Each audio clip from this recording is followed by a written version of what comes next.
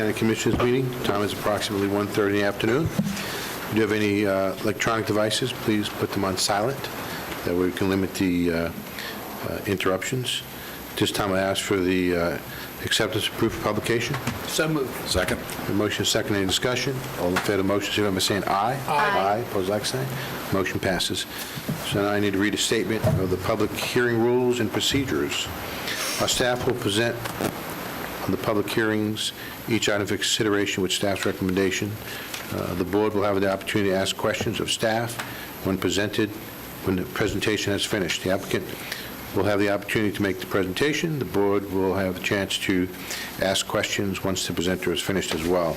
Members of the public interested in speaking, either for or against the project or issue, please fill out the yellow speaker form located in the lobby as indicate the item, whether you're for or against the item, and place the form in the tray or present it to Shaney right here, our version of Vanna. Members of the public will only be allowed to be given comments on one of the item one time. They can't come up multiple times on that particular item. If you'd like to have your comments read into the record, please fill out the green form located in the table, and again, place the form in the tray in the lobby as well. Speakers should state their name and address clearly for the record, whether you are for or against the item. Speaker will be given 3 minutes to speak unless they are the official spokesperson of an HOA or legal organization group that will be given 6 minutes. If a board member has questions regarding the speaker's comments, an opportunity will be given once the speaker's time has expired. Speakers should limit their comments to the pertinent information regarding to the agenda item under discussion. The clerk is required to obtain all documents, photographs, drawings, and anything that's presented to the Board of County Commissioners. So if you show it to us, please be prepared to leave it with the clerk for the record. Once the speakers are heard, the applicant will have the opportunity to rebut the information if necessary. We'll close the public hearing and then put the matters in the hands of the commissioners for discussion and recommendations and/or motion. Following a motion and a second, the board will discuss and a vote will be taken. Commissioners who do not cast a vote will be considered in voting in support of the motion that's presented. Under the rules of quasi-judicial hearings, while the board members welcome comments from all members of the public and interested in the proceeding, Florida law requires that the board's discussion as quasi-judicial actions be supported by competent, substantial evidence presented to the board during the hearing on the applicant. Once evidence has been given, keep in mind that acceptance of the adequate and support of a conclusion, there must be factual base for the record for the support and opinions of testimony for both experts and non-expert witnesses. Persons presenting testimony must rely on factual information that they present, that the presentation of the county staff and the applicant presented and/or factual information included in the county staff report to support testimony. All persons who present written material to the board for consideration must ensure that copies of such material will be provided to the clerk to be included in the board records for the proceedings of this meeting.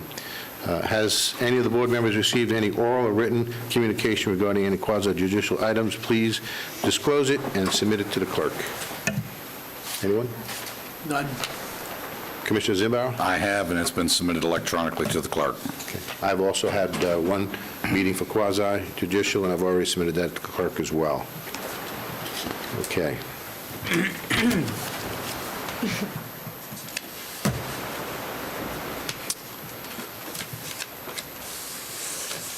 First item under public hearing, quasi-judicial, is the item number 33, which is the Sanford I-4 Center PD Major Amendment and Rezone. At this time, we hear from the staff.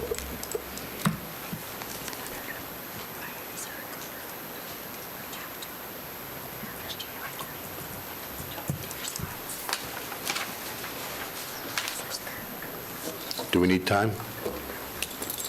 We're looking for the clicker. I have that problem every night at my house. Okay. I think on purpose. Okay. Been there. Okay, item 33. Hi, good afternoon. Annie Silloway, Senior Planner, Development Services. The applicant is requesting a major amendment and rezone from PD Plan Development to PD Plan Development for a proposed commercial subdivision on approximately 8.18 acres located on the northwest corner of Monroe Road and School Street. On September 27, 2016, Seminole County approved the Sanford I-4 Center PD Major Amendment and Rezone. The Sanford I-4 Center PD Major Amendment and Rezone in 2016 combined the Donnie Myers PD approved on August 14, 2012, and the Lake Monroe Center PD approved on August 22, 2000, that amended the permitted uses of C2 Retail Commercial, C3 General Commercial and Wholesale, and M1 Industrial zoning districts, as well as a master signage plan. The PD has since been developed on Lot 1 with a warehouse for recreational vehicles and outdoor storage. The applicant is requesting a major amendment to the Sanford I-4 Center PD for Lots 2 and 3 to include 2 additional permitted uses, semi-truck parking and self-storage, and to move the currently approved access from Monroe Road to School Street. The access change is due to future intersection improvements by FDOT on Monroe Road that will not allow for direct access onto Monroe Road. The subject property has a higher intensity planned development target industry HIP-TI future land use designation, which allows a maximum intensity floor area ratio of 1.5 and a maximum 50-foot building height. The intent of the HIP-TI future land use designation is to provide appropriate locations that allow for a mixture of residential and non-residential uses on an individual parcel. For Lot 2 and 3, the applicant will be required at the time of final development to provide a tree survey and a statement on how the trees will be saved to make sure that they are using the natural features by making the most advantageous use of the topography and preserve mature trees, wetlands, and other natural features. A community meeting for this project was held on October 20th, 2021. Approximately 2 people attended.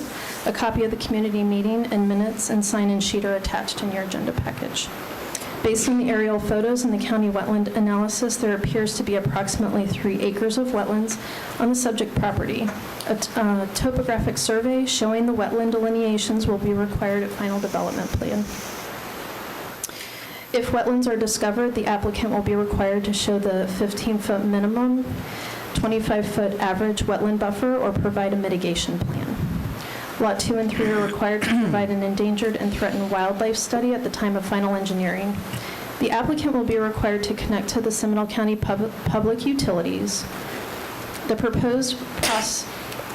PD proposes Lot 2 and 3 access onto School Street, which is classified as a local roadway. The developer will be required to provide a half right-of-way of 35 feet along School Street frontage to accommodate for sidewalk, roadway, and drainage improvements.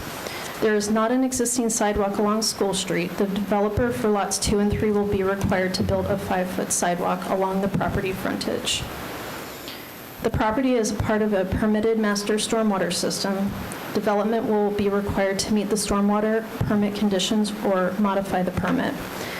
The applicant is also providing 25 feet buffers for Lot 2 and 3 around the perimeter of the lots facing School Street, Monroe Road, and I-4. The buffer components will be established at the time of the final development plan. On December 1st, 2021, the Planning and Zoning Commission voted unanimously to approve the request.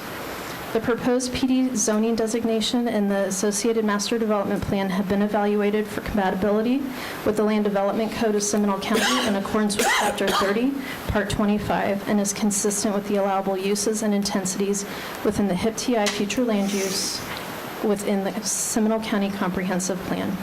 Staff recommends the Board of County Commissioners adopt the proposed ordinance enacting a major amendment and rezone from PD Plan Development to PD Plan Development and approve the associated development order and master development plan for approximately 8.18 acres located on the northwest corner of Monroe Road and School Street. And that concludes my presentation. Thank you. Before we go to the applicant, any questions for staff?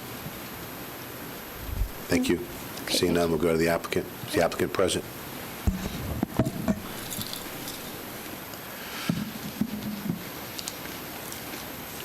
Brian Potts, 2494 Rose Spring Drive, Orlando. We agree with staff. We appreciated working with them on this, and I'm here to answer any questions. Thank you. Any questions for the applicant? Thank you very much. Now we'll go to the public. Is there any written request? We do, sir. We have Dustin Mueller, followed by Jimmy Boston. Okay. When you come to the podium, please give us your name and address for the record, please. And your 3 minutes will start after that. My name is Dustin Mueller. I live at 975 North Elder, and my street is the street that tees off with School Road, which is the street that's going to be built on. Basically, I'm wondering, I already have a problem on my street with people using Elder to School as a cut-through to avoid the congestion at Monroe and 46, and we have people that blow down our 25-mile-an-hour speed limit at 40, 50 miles an hour. We don't have sidewalks on Elder or School. Their streets are already more narrow than a normal street, so anytime two cars have to pass the opposite way, someone has to drive into the grass or slow down or pull over for one other person to pass. My concern is with another business going up, it's going to create a lot more traffic, and I'm not sure, it said something about semi-trucks as well. We already have a problem with semi-trucks that can't even make the turn there, and they end up having to back up all the way down Elder at like 2 miles an hour because they can't make the turn from Elder to School, and they think they can, and they end up, it's just a mess, and they create tons of traffic. So my concern is with this new development going up, we're going to create a lot more traffic for a road that can't handle it. We already don't have sidewalks, and I'm just wondering, is there going to be anything, is that going to be thought about, or like what's the plan to fix that problem? So, We'll address it after all the questions are asked. okay, thank you. Thank you. Mr. Chairman? Yes, Mr. I have a question for this speaker. Yes, sir. If we can have staff put up the aerial map.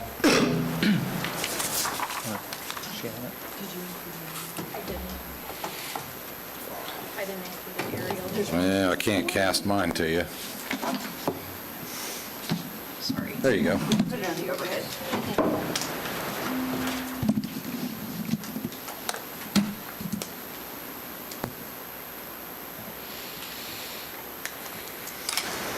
If you could, sir, there's Elder and School Street. Can you give us an idea where you reside and where you're seeing the problems? So this is my house right here. This is my property. Okay?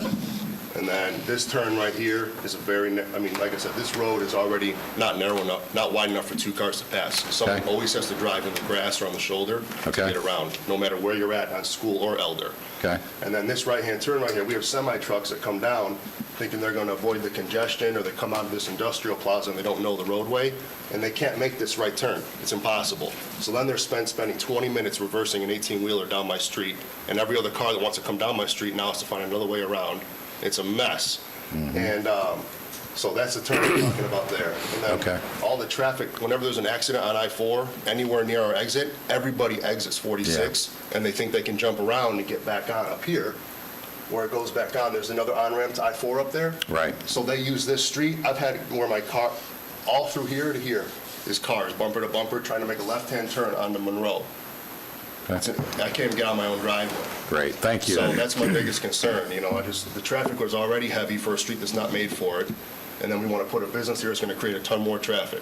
Understood, thank you. Thank you. Thank you, Mr. Chairman. Thank you. Next request? Jimmy Boston.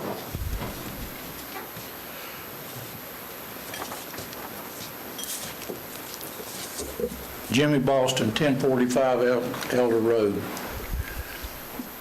One of my questions is, I missed part of the thing because I had to go out there and fill that form out, but I heard 25-foot buffer, but I didn't hear it was a ditch around my property, so the water off theirs wouldn't run on mine. The previous developer left a swale on his property from the back of mine to the retention pond, but it's not deep enough. During the rainy season, you can't mow the backyard because of water standing in it. He also told me back then that if he developed that property, he had to build a 6-foot wall around my property before he could do it. The question is that still in effect? So I believe the man should be able to do what he wants as long as he don't drown me. But as it is now, I'm basically getting drowned. What this gentleman said right here is very truth, because I live right there closer to the school street than he does. Okay. We'll try to get those answers for you. Thank you, sir. Next request to speak? None for this item, sir. That was the end of the written request. Anyone in the audience that'd like to speak to the board on this item? Seeing none, we'll close public comments. I'd like to ask the applicant for rebuttal. Would you like to address any of these, Mr. Potts? Sure. As far as the roadway goes, we are giving right-of-way and building the road to county standards down to basically to right here. So this entire street from where we're putting our driveway down would be, we're giving right-of-way and building the road to county standards, so we'd be improving that situation. Okay. And understanding that trucks can't make the turn, I mean, I don't think we'd have a problem agreeing to sign it for trucks not to make right turns, tell them they need to go out to the left. As far as the drainage goes, all of our drainage from that pond runs up about where the ramp sign is and discharges into the DOT system, which drains north. We can look into Mr. Boston's drainage to see if there's anything we can do to help, but I'm not sure when we originally developed this how we blocked that. We didn't really fill anything in, and we never had his drainage coming into our pond. Our pond was only designed for our site. It wasn't designed to take off-site drainage from the south. Mr. Potts, you don't have a user just yet. You're just looking for a rezone at this time. Yeah, we had the zoning in place and it expired. I think I've gotten this zoning in place on this property twice and it's expired twice, so we're just trying to get it back in place. We do not have any end users yet. Okay, thank you. Can you address Before you the leave, wall? Mr. Potts, Commissioner Herr, question? Can you address the wall? It's the first I've heard of it. I mean, I've been the engineer on this from go, and I've never had a conversation with Mr. Boston about this project. He may have talked to the owner or someone else, but he didn't speak to me, and So we'll address it with staff as well. that's fine. Thank you. Any other questions for the applicant? Okay. This time, open up for discussion for either staff or the applicant. Commissioner Herr? So hearing what we just heard, can we talk through the concept, and maybe it's you, Ms. Silloway, and maybe it's Mr. Dredge. You knew you were coming up, John, so you should have been walking already. Can we talk through the notion of how we present, we probably want that still up there, how we prevent vehicles from going down a road that was not designed for vehicles to go down? We have created this with former zoning, and we're doing it with present zoning. So now is an opportunity to figure out what we do. That would be a question for the Yep. engineering department. Yep. Thank you. Good afternoon, John Dredge, Public Works Director. For this coming budget, we are discussing with the staff to have Alder Road, it is already improved to certain area, to have as the budget for the improvement of Alder Road. And now with that project, we will have additional right-of-way around school roads, so that School Avenue, so that road will be hopefully, it'll be improved all the way to Monroe Road. So let me restate what I think I heard. So the applicant's going to improve school up until the edge of the first red line, thank you. And then our intention is to improve Elder and around the corner. Right, and we have a development also along Alder, that will be improvement, a small section. Portion of that. So the county staff, we will be discussing it to put in the budget, this coming budget, to kind of close the gap and make sure the entire road all the way has been improved. So to be clear, in the budget for 2023, 22, 23, yes. 22, 23, starting in October. And that gives us opportunity. We're doing the road basin study, and there are issues with the drainage in that area that give us the opportunity to have some more information in that area about the drainage, so we can address the drainage as well. And to, what is the short-term solution to not allowing trucks down Elder Road?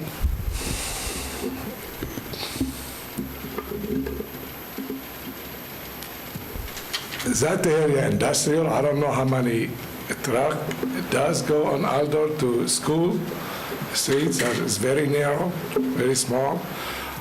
We can put a sign, no truck. I don't know how much, if somebody's going in that area, how much will pay attention to it, but we can do that. Can we put a sign that, I mean, I'm not the engineer, I'm just the citizen that says, if the trucks ignore the signs that say no trucks, because I continually hear that back, that the trucks ignore the signs, can we put a sign that says, no trucks, the road is too narrow? You can't go there. I grew up in the Northeast. We had trucks that said, weight limit exceeds, I mean, so you knew not to drive over it. This wasn't a game. So I'd like to see us explore the opportunity to put signage there that keeps trucks from doing what, I mean, a 20-minute lock into your home is not cool. That creates a safety issue. Yeah, I'll talk to traffic operation. And the first one can be official, John, so you're keeping it in the rules, and the second one can say, Commissioner Herr said, get out. I don't care what you do, but we got to solve that problem. All right, and then can you talk about, so I'm not sure who's going to talk now. I think you're back up for the wall. Let's talk about the wall. Okay. Thank you, John. Don't go far. Hi. I do not have any knowledge of the wall. So the answer to that is that we think that may be rumor, wherever, we think that may be rumor, and there's not going to be a wall built around your property. That's correct. Thank you. Yes. Commissioner Zimbow? Thank you. A similar question.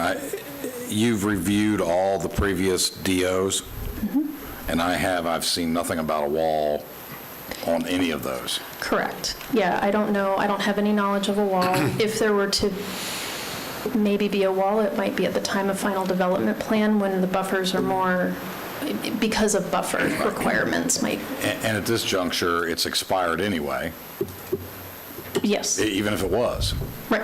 So what we decide today will set the table for what actually happens there. For lots 2 and 3, yes. Mr. Dredge, my question is a little more broad. This site and several others along this district of I-4 have been talked about a truck stop to relieve the existing truck stop on I-4.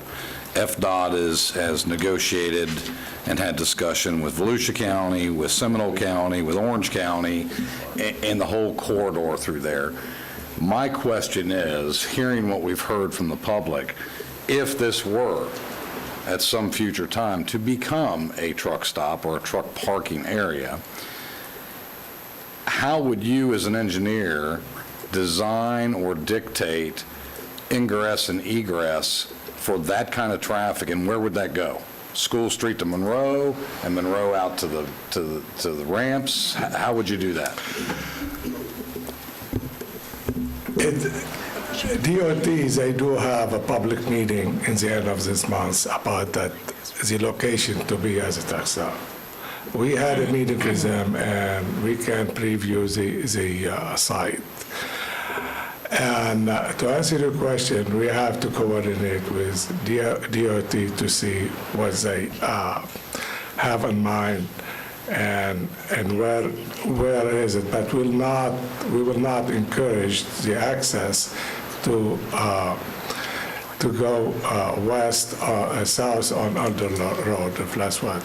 Somehow the design, we have the designs I need to try to be able to limit, to push the traffic back on I-4. And if you look at some of the layout, I think it's attached into it here. They show a ramp. It is, if they use it, if they develop it for truck stop, probably that's what the access will be, as shown in that exhibit is a part of the attachment of that road. Okay. Does that answer it? It does. And if I could have Mr. Potts. Would you agree with a provision that prevents truck access from your site over to Elder? I would, I mean, as far as we can. I mean, we can put up signage, but we, I don't want my clients to get. That's not my question. That may Okay. become a whole engineering thing at Okay. some later date. Sure. I'm referring to the DO. Are you willing to accept a provision that doesn't allow truck traffic to come out and turn right to go down to Elder? Yes. Okay. That's all I had. Thank you. Any other comments from the board? Commissioner Herr. Who polices that? Who polices what? The DO. I don't want to leave a citizen with what, are we calling the sheriff every time somebody goes down the road? Have somebody walk me through that. We'll hear from staff. Maybe from engineering, my perspective was for engineering to, if it ever gets to that point, there may be a closing or rerouting of that road to prevent trucks from accessing it. That's going to be more of an engineering issue at the end of the day, I think. There can be a condition that's put in the development order to state that there will be a sign required for right turn only, Well, or that, left turn, whatever direction. so I think we need more clarification from the perspective so that we set expectations appropriately. If you're agreeing that, let me just lay this out, that this becomes a truck stop at some point, and you're agreeing that you won't let the DO is going to order that the truck stop can't let anybody come down these roads. First of all, you're dealing with DOT, and I'm not exactly sure that that DO is going to hold water at that point, quite frankly. Excuse me, Commissioners, before we continue, I believe that County you. Attorney wants to say something. With the development order, again, you can put conditions in such as the signage. Once you put the signage into place, then it becomes a road sign, much like a speed limit sign, and the sheriff's office has the authority to enforce it. Okay? Also, another level, if you put the condition of no left turn out of the property, no right turn out of the property, rather, that's a condition of the development order, and again, that would be enforceable through code enforcement. So those are your avenues of enforcement. So let's just be clear, and I'm not saying that we're not going to do it. We should do it. I just want to set the expectations appropriately, because in my district, we have lots of these signs, and they are not enforced. And I have been told by our team that they're not enforceable. And if you'll recall, I brought, you're smiling at me, Commissioner Delary, because I brought it to this board to say, we got to talk about these signs because I'm hearing they're not enforceable. We walked that back, but I'm going to go on the record as saying either they're enforceable or they're not enforceable, and we need to spread that word within the organization so that the sheriff's office is policing them, so that our code enforcement is dealing with adherence, et cetera, because there's some confusion with us. And it's not related to the new commissioner not understanding something. I have been around and around on this. To include, we don't want to put signs up because they're not enforceable. I have it in writing. I think there's two levels of that discussion. One is the development order before you and the conditions applicable to this particular property. The larger discussion is, in general, enforcement of our regulations and in particular, sign traffic regulations. And that's a much broader discussion, really, beyond the scope of this particular hearing now. I absolutely think that's fair. My reason for bringing it up is to be really clear that we're going to do everything we possibly can, but the police aren't sitting out there chasing trucks away from the road. Commissioner Zimbarrow. Mr. Potts, you're an engineer, correct? Yes, sir. Can you engineer that ingress and egress where it prevents a right turn out of there? That would be tough to do since it's I can prevent them from making a left out, but it'd be hard to design that. I could do a little bit of a sweep to it, but are we trying to restrict cars from going there or just trucks? No, just the truck issues. Right. My concern is if this ultimately becomes a truck parking area, then of course, what do we know? Path of least resistance. If trucks are backed up going this way, they're going to want to go the other way. Right. If things are backed up on I-4, they're going to want to go this way. Understood. But you can clearly engineer an ingress and egress that prevents a tractor trailer from turning right. Yeah. I mean, we could We never can- stop anybody, I mean, they'll drive over signs, they'll drive over curbs, they'll drive over trees. We can't stop all that. Right. But from We an can make the engineering radius much perspective, smaller so they can't make the swing to the right if engineering will allow us to do that. Mr. Dredge? This is a difference than if we have the parking, DOT did the parking for the truck, or that area, it is industrial. Right. Industrial area. You're gonna see a truck going to that area for business purpose. Now, the egress on that site, if DOT make it as a parking stop, we will coordinate with them to design, to make sure all those trailers have the access, come in and get out, is for the intent of DOT circulation, which is, if you look at it, they have a ramp coming straight in and out to that stop. Now, to prohibit the local truck to go into that area, which is industrial, it'll be kind of tough to do. Sure.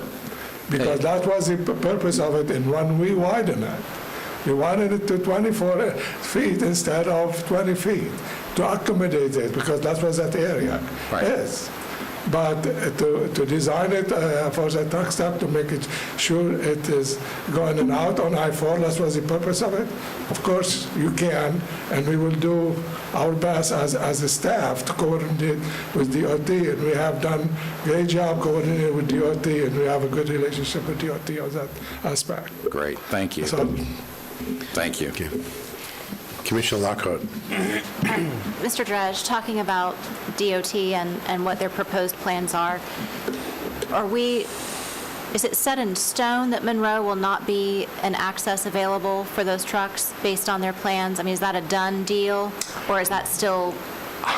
I don't know what really the detail of the design now as they're going through the public meeting. We had a meeting with them. We did not really sit and try to review the design exactly what is. And I don't think DOT intention to send those big truck into the community in that design. That's my. And Mr. Dredge, just for clarification for the board, the PD need for the truck stop, because there's a PD need that's in the process, is not complete. Right. We will have input on the truck stops, no matter where they are, if Right. they're in Seminole County. Right. Exactly. And that PD it's a long process. Right. The next step is public input, and then after that, we will be looking at it. Right. You will get to see it. We have met with the staff, DOT staff, and they have one public meeting on I believe, the 26th at the zoo. So I just want to make sure that we're not designing a development order based on what might happen in the future. It might become a truck stop. DOT might. Why not? It might not. Well, Right. yeah, might implies, might not. It might only have access on School. It might have access on Monroe. And so because we don't know what its ultimate end use is going to be, as stated by the applicant, is there an opportunity, and I'll look to the attorney for this too, is there an opportunity to have there be an if this, then that statement in the development order, that if this were to become a full-blown truck stop, that then access would need to be on Monroe? I'm saying that out loud just because I'm brainstorming out loud here, and I know that's a dangerous thing to do.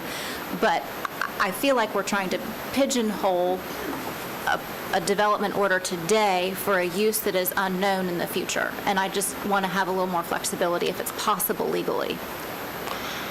Again, we're talking at two levels here, as I understand it. One is you have the development order as requested by the applicant, property owner of the property, for potential future development of his property that's within his control. And that's where your development order is focused. The plans of DOT for the entire area and potentially for this property as well is a separate process where if it does come in, if DOT does an eminent domain taking, they have to go through the entire process themselves. And the uses, again, there would be some type of DOT preemption of that, but again, they would work with us as far as the zoning and the land use. So that would be a separate process in the future. Got it. Okay, seeing no other discussion, I'd like to ask the District Commissioner for the recommendation. Yes, I'd recommend that we move to approve with the addition to the DO that the buffer would contemplate no wall. The buffer would still exist, but contemplate no wall. That the appropriate signage would be placed for trucks to avoid elder.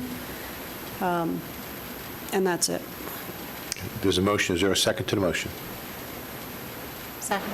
We have a motion, a second. Any discussion to the motion? Just a question. Commissioner Constantine? You said no wall. Is there a concern about putting a wall on that property? There was a concern voiced by the neighbor who thought that his wall property was going to be walled in. Okay, I'm sorry. For whatever reason, I thought he wanted the wall. You don't want the wall. It don't make any difference. Okay, That's what if you've got 25 feet of trees, I don't need a wall, but I still need the water to get off my property, and it is still on that property already behind me. Okay, that's what I thought. I did not hear him say he didn't want a wall. I just wanted to make sure that that was clear. About the wall, I just want to clarify, if the developer or applicant comes in and proposes outdoor storage, it will trigger a wall. That's right. Okay. So I just wanted to make that clear on the record. Okay. Any other discussion to the motion? Commissioner Well, Lockhart? only in that I see that the applicant might have something additional he'd like to add, and I want to give him that opportunity. Okay. I don't know if you can see it. No. That's okay. It's off what you said, Amy. We would prefer to access this property off Monroe. That's what we had in the previous PD. The reason we changed it to school, which is not our preference, it's going to cost us a lot more to build that road and all that, is because when we talked to DOT, they said their plan was to elevate the ramp and that we would not be able to access. But if you guys are allowed to put an if-then statement that says, if we can access Monroe, we will not access school, I would totally agree to that. I'd have no issue with that. And I think that would solve some other people's issues. But we need to know we can go to school if DOT won't let us go to Monroe, because then we'd have no access. So that's a question for the attorney. In that alternative, yes, that would be an acceptable condition, because again, that's something that's in the works and is outside of our knowledge at this point in time.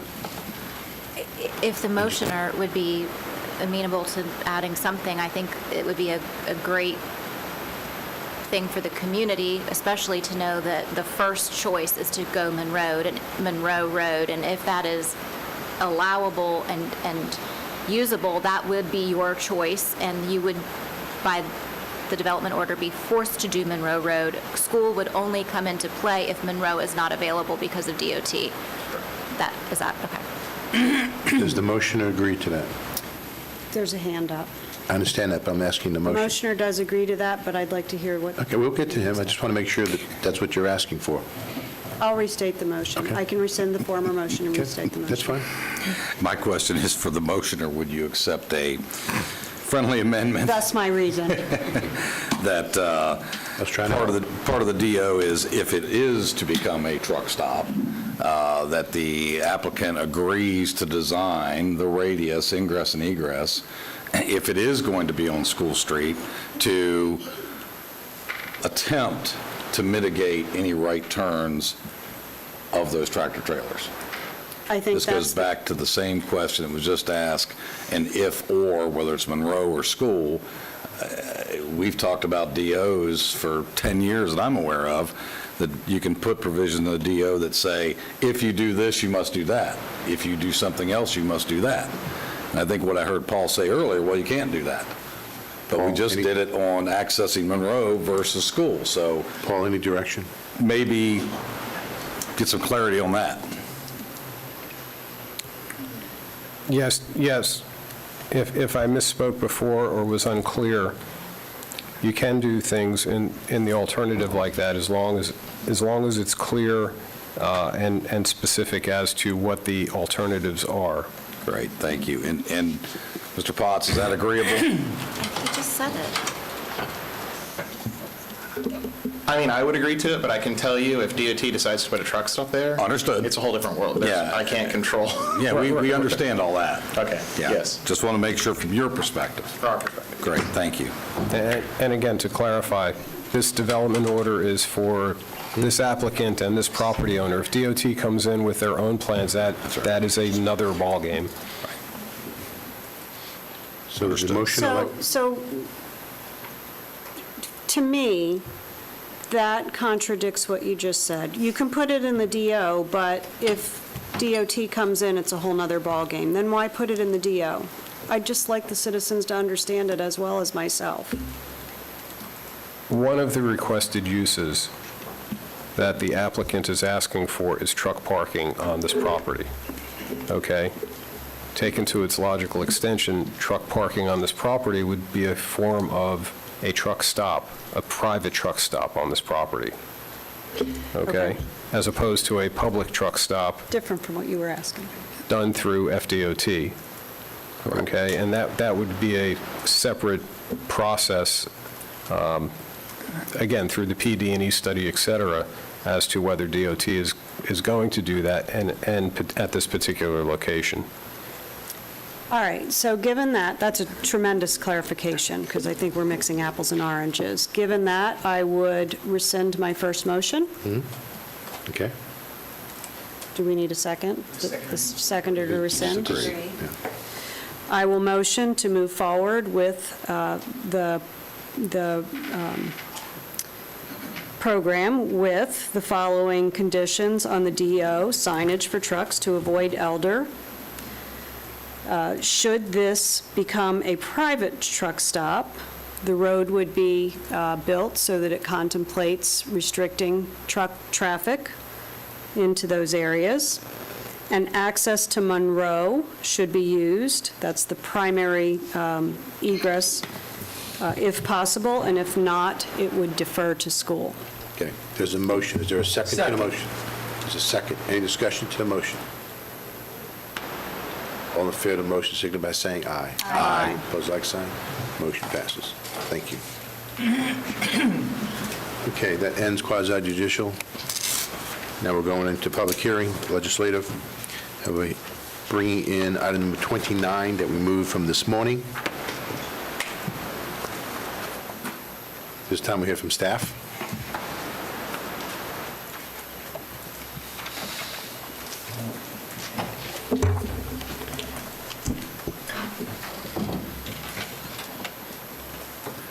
Good afternoon again. Alan Harris, Chief Administrator for the Office of Emergency Management. I have Robbie McHugh with me, the Assistant County Attorney. The ordinance change in front of you is Chapter 72 of the Seminole County Code, Emergency Management. This will amend the code to make it consistent with the new state law in Florida Statute 252. The two adjustments that will be made are the county curfew restrictions. The curfew restrictions now will include the capability of business owners to go and workers to go to and from their businesses, even when the curfew is issued. And the second has to do with executive orders. After a local state of emergency is signed, any executive order that follows the local state of emergency in non-weather event periods, such as pandemics, cybersecurity events, terrorism, things like that, after 7 days of an executive order being issued, this board must codify that executive order and can do that up to 42 days in which that executive order will automatically expire. Okay, those are the changes to the county code. Questions Any to questions? Questions to staff? Okay. At this time, we'll go to the public. Is there any written request? No, sir, not for this item. Anyone in the audience would like to discuss this? Anyone in the audience? Seeing none, we'll close public input. I'd like to ask for board direction. Mr. Chairman, motion to approve? Second. A motion is second. Any discussion on the motion? Seeing none, we'll call the question. All in favor of the motion signify by saying aye. Aye. Opposed, like sign. Motion passes. Thank you. We'll now move on to item number 34.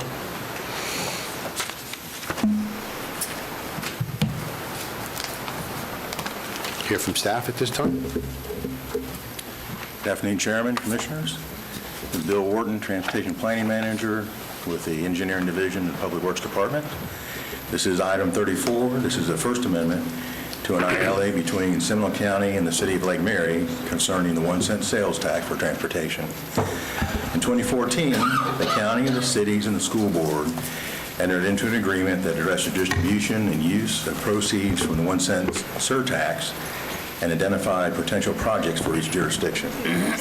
This included a project to add additional through lanes to Reinhardt Road and set the funding at $5.3 million. In 2018, the county and City of Lake Mary entered into a second agreement for funding and improvements to Reinhardt Road between Lake Mary and County Road 46A. This provided alternative improvements to the widening of the Reinhardt Road to address the congestion issues, but at a far less cost. The agreement provides for funding, still at 5.3, to be provided for evenly between each jurisdiction, the county and the city.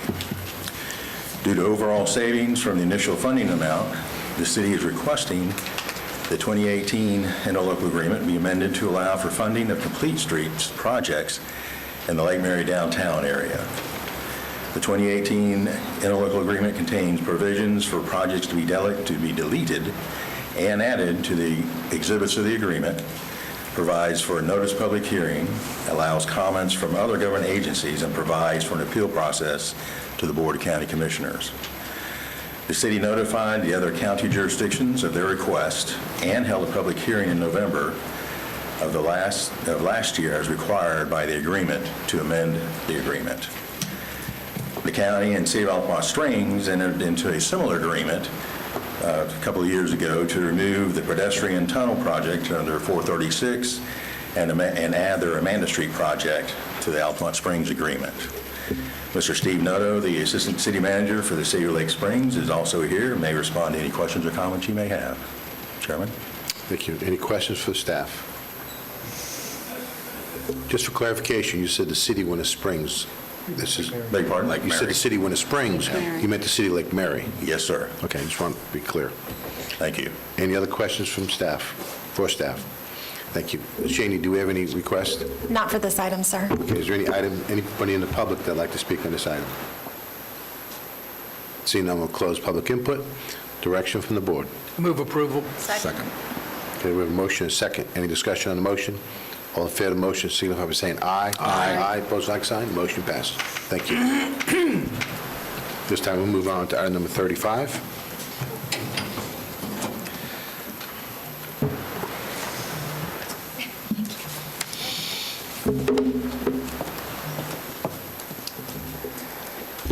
Good afternoon, Annie Silloway, Development Services. I will be presenting the Sampson City Plat vacate.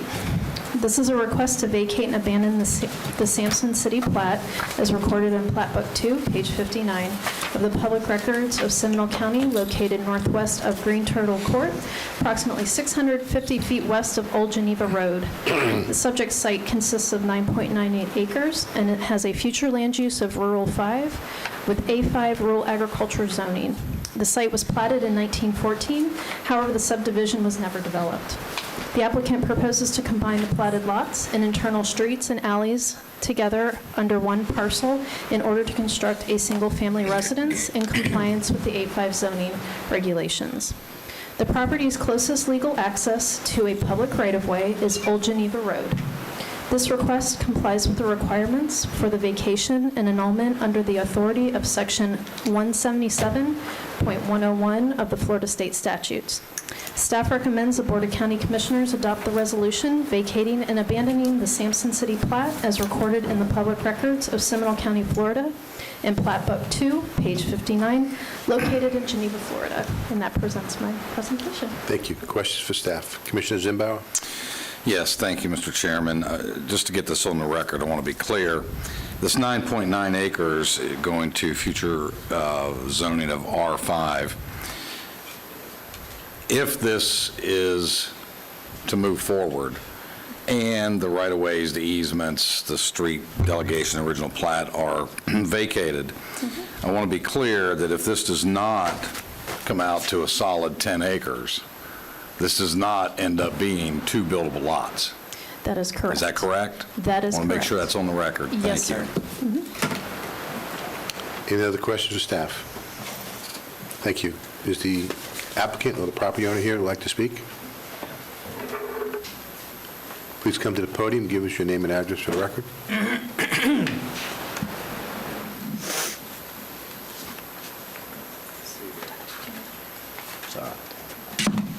Yeah, I'm Robert Price.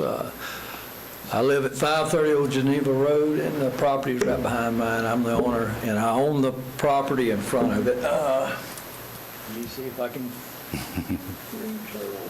Shaney, can you start to, no, never mind. Yeah, No, I'm just trying to never mind. figure out. You kind of got me turned around. Huh? Okay, yeah. I live right here on this 5 acres that goes across here, and this is Old Geneva Road. But anyhow, what I'm trying to get at here is it's actually 9.98 acres. It's 2/100 of an acre short of 10 acres. I understand the laws, and y'all make these laws. I know I'm just a dummy from Geneva, but I mean, we're talking less than 900 square feet for that being 10 acres. I don't even know if you can measure it that close, to be honest with you. That's 435,600 square feet, and we're talking less than 900 square feet. My intention was, that used to be 75 lots there. We paid taxes on 4 separate properties for the last 17 years that we've owned the property. I'm just having a little problem understanding there's no variance allowed. I understand if it's tenth of an acre. We're talking 900 square feet. I just don't think that was the intent of the law. That's my personal opinion. Thank you. Commissioner Lockhart? Yeah. I feel like there's a backstory that we were missing in the agenda backup. So does anybody You're not else alone. want to shed some light on what actually is happening here? Because I'm confused. Yes. Well, like I said, I've owned the property 17 years. Bought it initially because the last couple owners that bought that property because they knew what it was. And it was a anomaly out there in Geneva. Actually, nobody knew about it. In fact, the county was kind of, wow, I didn't know we had anything like this left around here. As she said, it was zoned that way in 1914, and now nothing's ever been put on the property. None of the easements has ever been used. It's all wooded areas, and it's basically 10 square acres right there. And most people, I know when we bought it and the people before us bought the property, I knew the previous owner, he died, that property was being bought up by the last couple of times because people didn't want somebody coming in there putting 75 trailer locks or something in there. And it makes the property very hard to sell at 10 acres, I'll be honest with you. And I just wanted to, and I live right next to it, and I don't mind 2 neighbors. I don't want 50 neighbors. But I don't understand why that can't be broken in two separate lots. That's the point. At 9.9 acres, 900 square feet, less than 10. I mean, that's how nitty we're getting here, it seems to me. Commissioner Lockhart, continue with your So question. I was just going to look up the plat while you were talking, but I have a feeling if I look it up that it's going to be platted for 75 narrow lots. Is that, and I've got planning shaking their heads in the background, Right. yes. That's okay. why all the easements down the middle. It That was makes- supposedly a logging camp. They were built there during the logging periods of when they used to log down there, and it was supposed to have been a logging camp. Wow. Never was developed. Okay, that makes complete sense now. Mr. Chipak, would there be, once this action is taken, does the citizen have the ability to bring back another request to subdivide this into 2 5 acre, and 5 9/100 of a acre. 4.999, whatever. it would be. Is there a process that's available to him to do that? The process that we're in today is strictly a plat vacation, which would take it back into acreage and get rid of the Right. existing rights-of-way. Right. I got that. From the information that I'm aware of, the overall size after the plat vacation is 9.9 acres. Our comprehensive plan has an aggregation rule, but again, that would not apply in this particular situation, because if we put it back into acreage, it's one lot. The rules also require, it's zoned I thought it was 8. A5. Yeah. And it has a future land use designation of R5. Minimum lot size is the 5 acres. Okay, we do not have a variance or deviation per se. Again, it doesn't preclude him from trying for a variance, but again, that would be a separate process. Right, Okay. that's what I was asking, is That's not a problem with me. Once this, give me a hot second. Once this is done, if he was interested in pursuing a secondary process to this, it would be at his own risk that he would take that up, but he could pursue a request for a variance by this board. Yes. Okay. The short answer is yes. Okay, all right, I just wanted to. Okay, no, I'm good with that. I mean, I'm not, no promises made, but. Commissioner Zimbo. I just want to make sure we're here about today about a request to vacate the plat for a single-family residence. Right. Is that your understanding, sir? Yes, sir. I just want to make sure. Yes, sir. Mr. Chipak, is that correct? That is correct. Great. Thank you. Okay. Anything else you'd like to say to the board, sir? No, I guess that's about all I got to say. Okay. Thank you. Okay, thank you, sir. Any written requests to speak? No, sir. Anyone in the public that'd like to speak to the board on this item? Anyone in the public? Seeing none, we'll close public input. Ask the District Commissioner for direction. I will move to approve the vacation of the plat as currently presented for a single-family residence as presented here today. Second. We have a motion and a second. Any discussion on the motion? Seeing none, we'll call the question. All in favor of the motion, signify by saying aye. Aye. Opposed, like sign. The motion passes. Thank you. And now move on to item number 36.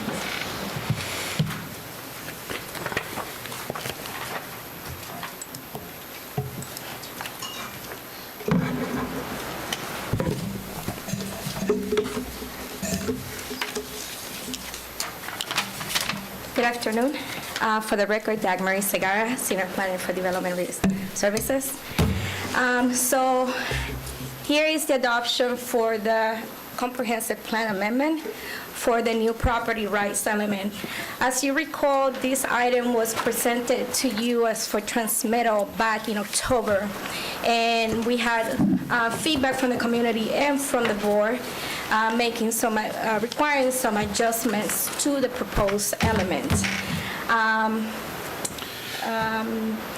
Thank you.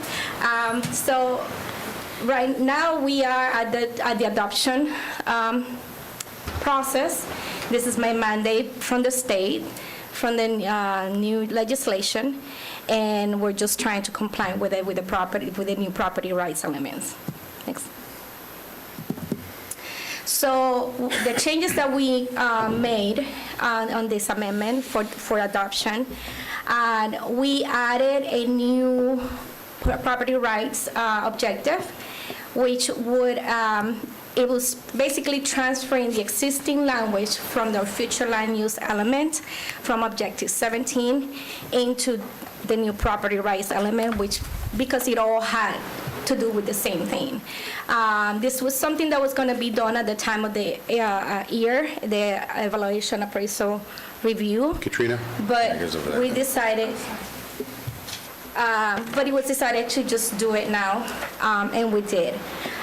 We also added objective property rights 3, which is a combination of the proposed language from 1,000 Friends of Florida in regards to public participation, public notification, and consideration of neighboring property owners. Next. Because we transferred some of the existing language from the future land use element, then we had to amend our future land use element by eliminating the language that was moved to the property rights element.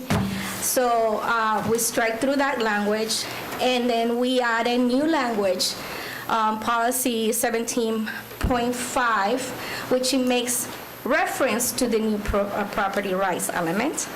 Then we also add another language in reference to the public participation process that was adopted earlier last year in our introduction element and implementation element.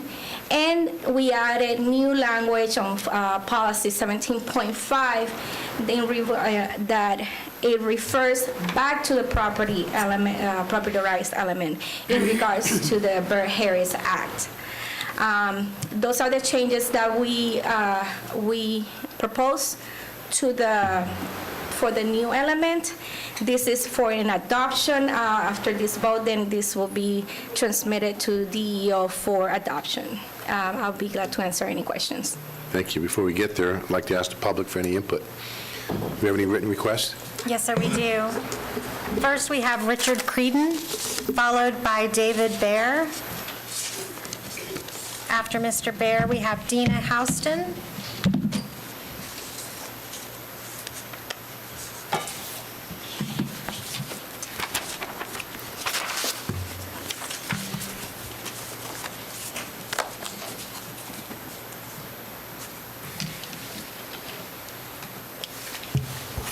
Mr. Chairman, fellow commissioners, my name is Richard Creedon. I reside at 1172 Apache Drive, Geneva, Florida, and I'm the Vice President of the Geneva Citizens Association.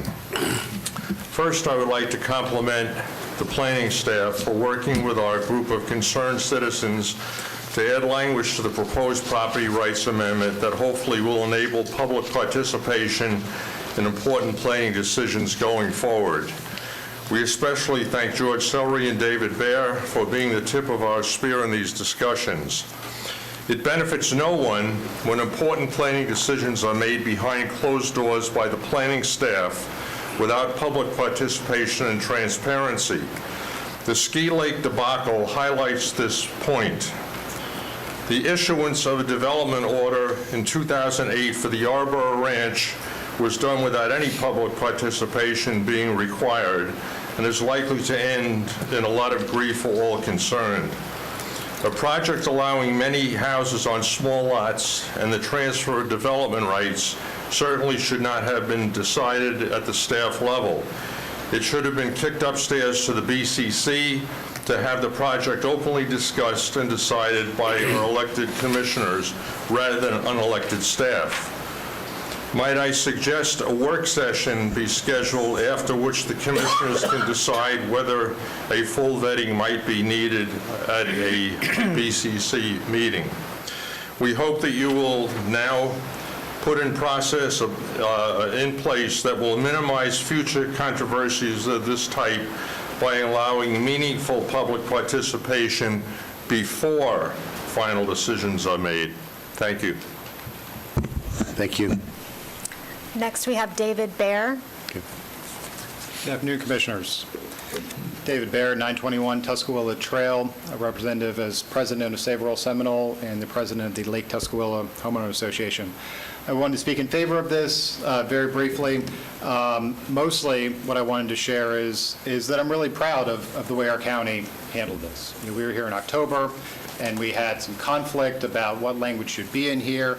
I understand the county was under some time crunch because of the legislature's and the administrative agencies' pressure, but that's sort of emblematic of the way we don't want it to be, and this is emblematic of the way we do. And so I really wanted to commend staff for working with us, listening to us, inviting us into their office to talk to them about our ideas, incorporating our ideas to the extent that they thought it was prudent. And I hope that, continues to happen in the future. This should be a model of the way that local government, municipalities, and counties operate. So thank you, staff, and thank you, commissioners, for generating that atmosphere that staff implement your guys' ideas. Thank you, David. Thanks, David. Next, we have Dina Houston.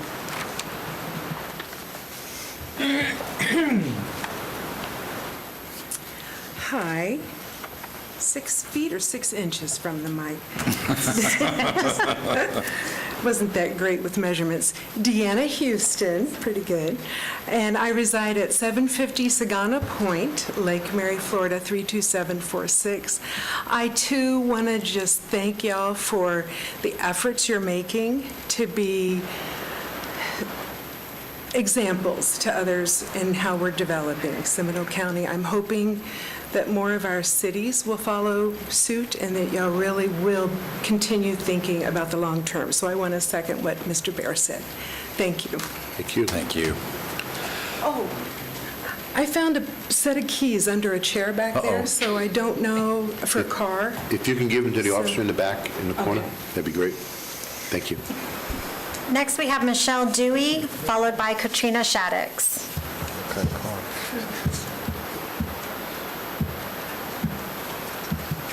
Hello, my name is Michelle Dewey, 202 Sir Lawrence Drive, Sanford.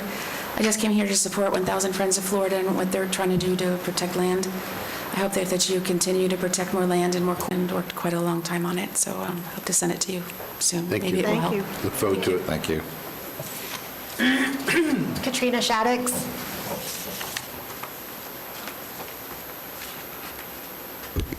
Katrina Shaddix, 3287 County Road 426, Geneva, Florida, 32732.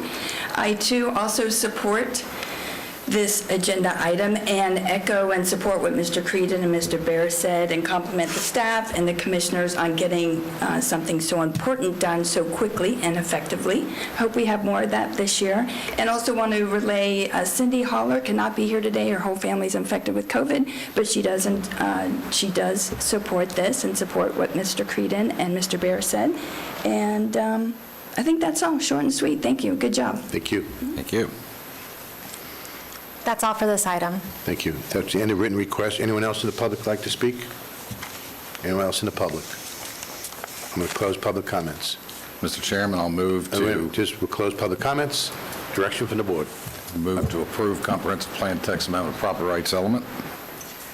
Second. We have a motion second. Commissioner Hurd, would like to speak? I would, thank you. It's a two-way street, so I just wanted to compliment David Bear and the team of citizens that worked on this. It only works when there's willing parties on both sides to be collaborative and to listen as much as we speak. So this is a model, but part of that model, a huge part of that model was you all, and I wanted to take just a minute to recognize that. Thank you. Any other comments from the board? Mr. Chairman, Commissioner just Constantine. one other thing. I echo what Commissioner Hurst said, and also I think we need to give some credit to the 1,000 Friends of Florida who had put this proposal together, who worked with our staff and with certainly the citizens that we are so pleased that worked with us. Thank you. Any other comments? Any other comment that I'd like to make is I'd like to thank Dagmar. This will be her last time presenting in front of us, I believe, correct? Yes. She'll be taking another position with another public entity. Yes. And I want to tell you, it's been a pleasure working with you, and you'll be missed. Thank you so much. It's been a pleasure as well, and I wish you all the best. I'm still a Seminole County citizen, so I'm pretty sure our paths will cross again. Thank you. Good Seeing no other discussion, we'll call the question. All in favor of the motion signify by saying aye. Aye. Opposed, like sign. Motion passes.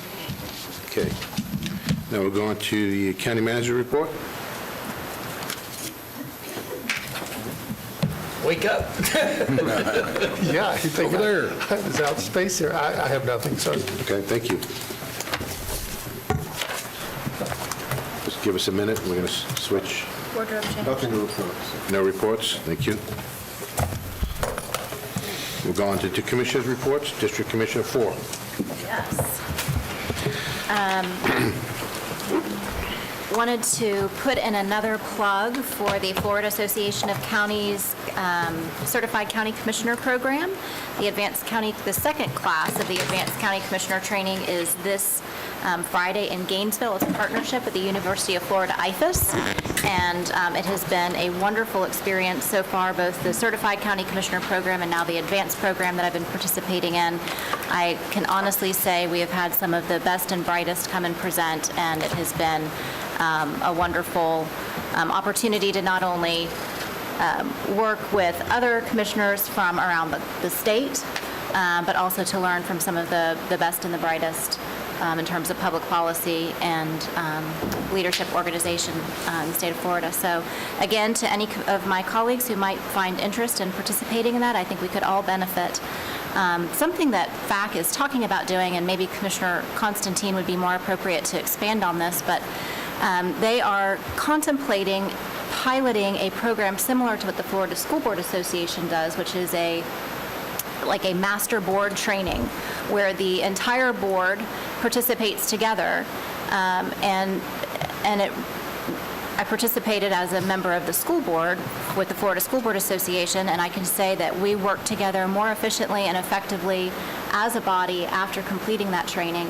And I would take any input or suggestions for any ways that we think this board might be able to participate in the pilot program that FAC is talking about starting. I would love to know if there's interest among my 4 colleagues so that I can take that back to FAC Friday and let them know if there's interest, because they're wanting to develop the program to be something that would be helpful for boards across the state. Mr. Constantine? Well, I'm not done. Okay, you were asking if he would bring something back. Are you wanting to talk about that? You'll talk about it, because... I'm not moving on, I just wanted to talk about that particular item. that particular item. Well, if we want to talk, okay. We are trying to put, the Florida Association of Counties is trying to put together something like that. As Commissioner Lockhart had said, I'm looking forward to the curriculum, and we're working with various universities to do that right now. It's not ready for, the bright lights yet. Right. But when it is, I will share that, and Commissioner Lockhart will share that with all of you, and we'll see. And if there's interest among the board, it requires that every member of the board participate. So all 5 of us would have to agree to commit to the time and to the effort that would be required. And I don't know exactly what that timeline would be, but certainly I was approached and asked if I thought that my board would be the type of board that would be interested, and so I said that I would ask. Okay. Commissioner Burr? Well, there was an ask I'm going to answer. Certainly don't ever make commitments without understanding the time commitment, and I would say that that's wise for anyone. Agreed. But I would certainly be interested in doing anything that we can to better serve the citizens. Commissioner Zimbow? I would look forward to understanding the time commitment and curriculum as well, and how long that if it's a 1 year, 2 year, whether it's a long weekend, whatever it is. Mm-hmm. But yeah, I would absolutely be willing to look at that. Commissioner Lockhart, if I can, we don't know. Right, that's what I'm getting. I think, knowing all of you as I do, I think all of you would be interested in it, but we also have to be very, concerned about the time commitment. So that's how we're working on it right now. Commissioner Lockhart, I'd be interested, but I'd need some more information, that's all. I was just dipping my toe in the water. And I'm okay with that. Because if I got a hell Not ready for no, prime I time. wouldn't have bothered. But I didn't hear a hell no, so that's good. So next week, I'll be heading to Tallahassee for the Association of Florida Colleges Legislative Conference representing Seminole State. And then the day after those 2 days, we'll be there for the Florida Association of Counties Innovation Day. Looking forward to that. I happen to have meetings already scheduled with quite a few legislators for my time there with the college, and so Tricia and I are going to tag team a little bit and see if we can make some good use of our time while we're both up there. Then, this weekend, as some of you may have guessed, is the Central Florida Scottish Highland Games. This is my Clan Ross tartan, And it is a wonderful 44th annual event, regional event. I think people come from all over the state to participate, and it is not just about beer and whiskey. There's also border collies and bagpipes. So come on out. It's a wonderful, wonderful celebration of Scottish heritage, and the weather looks like it's going to be wonderful. So come on out, and if you don't have an actual clan that you can tie yourself back to, there's a USA American tartan that they have created for those of us mutts that live here in America that are a little bit of everything that still want to get out there and enjoy Scottish heritage. So come out and join us for that. And then the other thing that I noticed, and I'm sure this was just an oversight, in the past we've done resolutions recognizing Martin Luther King Jr. Day, and we kind of missed that today. So I just want to say to everyone that Martin Luther King Jr. Day is Monday, and there are also lots of opportunities to celebrate his impact on our country. And so if you're inclined to participate in any of those events, they're happening as well. Thank you.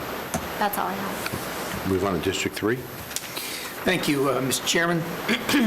Today was the opening of the Florida legislative session, and I wish them all the luck, especially in remembering that the best government is local government. Also, I was very pleased to participate, along with the chairman and Commissioner Zimbauer, on the Justice James Perry Courthouse Annex groundbreaking. I thought it was a wonderful event.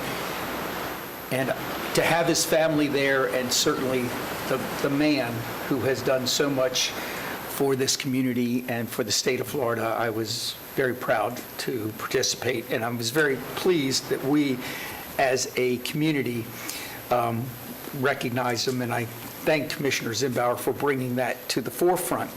I, too, am excited, as Commissioner Lockhart, and I'm sure others, about the Scottish Highland Games. I also want to remind you all that if you haven't been to, and I'm sorry, Commissioner Zimbauer, I know you're but the Central Florida Zoo's Asian Lanterns, the last day is the 16th. Well, y'all keep it up. I won't have much of a report. I know we're all doing good today, aren't we? I'm just, I'm just very excited about that. Commissioner Lockhart has, and to go there, I mean, if you have the chance. Commissioner Lockhart mentioned that we are having the Florida Association of County Legislative Days in the Capitol and Innovation Days. That will be the 19th and the 20th. I will also be up there, of course. I did want to let you know, and I think this is exciting, the Seminole County Historical Society will be hosting a guest speaker. Her name is Marjorie Pollard, on Thursday, January 17th at 7 o'clock at our IFAS auditorium. Ms. Pollard is going to make a presentation entitled The History of the Altamont Hotel. And it's a writing of a fictional novel about the heyday of the famous hotel, which a couple of presidents actually stayed at. And she is a graduate of Lyman High School, and UCF, and her father, Robert Newell, owned the old gas station on 436, right near where your office is now, or your... It is where my office is. That is the property. He was a city commissioner, a mayor of Altamont Springs, and a county commissioner in Seminole County. And like I said, she's the daughter, and I also want you to know that where my old condominium is where the Altamont Hotel was, right on Lake Oriana. So that is not fictional. Actually, it burnt down in the 1950s, but her novel is. But I would suggest that all of you, if you have a chance, look up the book and or go to that. Commissioner Constantine, before you move on, I believe you were telling me when we were in Longwood about a year or so ago, at one of their events, that they actually moved one of the buildings from Altamont into Longwood. Actually, I think they moved two of them, okay. But the one that you and I were in, the Bradley House, that was moved from Altamont Springs on 436 to its current location. And I can, as a child, remember the trucks moving it down there and everything. And thank God that the Longwood Historical Society had enough forethought to save that particular building and others, and are now all put in that one location. As a proud UCF graduate. I just had to mention that UCF beat University of Florida in the Gasparilla Bowl. Also, as a proud son, I just had to tell you that this past couple of weeks, my mother celebrated her 90th birthday. She says hello to all of you and always God bless thanks you her. for the good thoughts. And also, a day before her birthday, as you all know, I have been doing an event called the Charity Challenge for 35 years. We did the last one ever on October 1st, or October 2nd, excuse me, at the Citrus Bowl. We awarded, in addition to being able to set up a foundation, we were awarded the last amount of dollars to 67 charities on the 20th, and it was for $436,000 we were able to give away, which put our grand total of $7,077,000 over 35 years that we were able to give out. And I'm extremely proud of that, and proud of all the volunteers, teams, sponsors that have been involved in that over the many, many years. Good work. Thank you, sir. Thank you. I mentioned to you all earlier that I was working on a donation for the libraries over the holidays. It came through. You'll hear more about it in the near future, but I did want to let you know that one of our citizens, Harry Jacobs, donated $90,000, and we will be able to put a state-of-the-art ESOL lab pod in every library in Seminole County, as well as 2 at Castleberry, 1 everywhere else, and 1 at the Altamont Library. And those 7 pods we will be the only library system in the state of Florida that has that, and it's English as a second language. English speakers of other. But also, if you wanted to learn Ukrainian, you could go in there and also learn that, and you don't need any equipment. It will all be self-contained, and I want to thank our county manager and everybody involved that helped get that involved, and we will have a press release when we get, and as well as an event when we get those pods, and I'm just real excited. It's going to be a state of the art and something that no one else in Central Florida has, or in Florida has, as a matter of fact. Great. And I want to thank Mr. Jacobs and Miss Jacobs and their family, Miss Goodman and their family. And it's in the name of his parents, in-laws, who, by the way, came over here, the Goodmans, not speaking the English language, from Poland just before World War II, and became, as you all know, very prominent in the community, especially in Altamont Springs, but all throughout Seminole County and Central Florida. So I wanted to thank him. He did not do this, and she did not do this for anything other than they wanted to give back to the community and recognize their in-laws. And the last thing I mentioned to Mr. Our county manager, Mr. Abel, that with the increase in the COVID and everything, that it might be time to look at reinstituting working with Altamont Springs on the testing, and I just wanted to get a report and see if this is not the time to do that. I have no report on that, other than if the commission would want to direct me in that manner, I will certainly bring a contract back to the commission for consideration.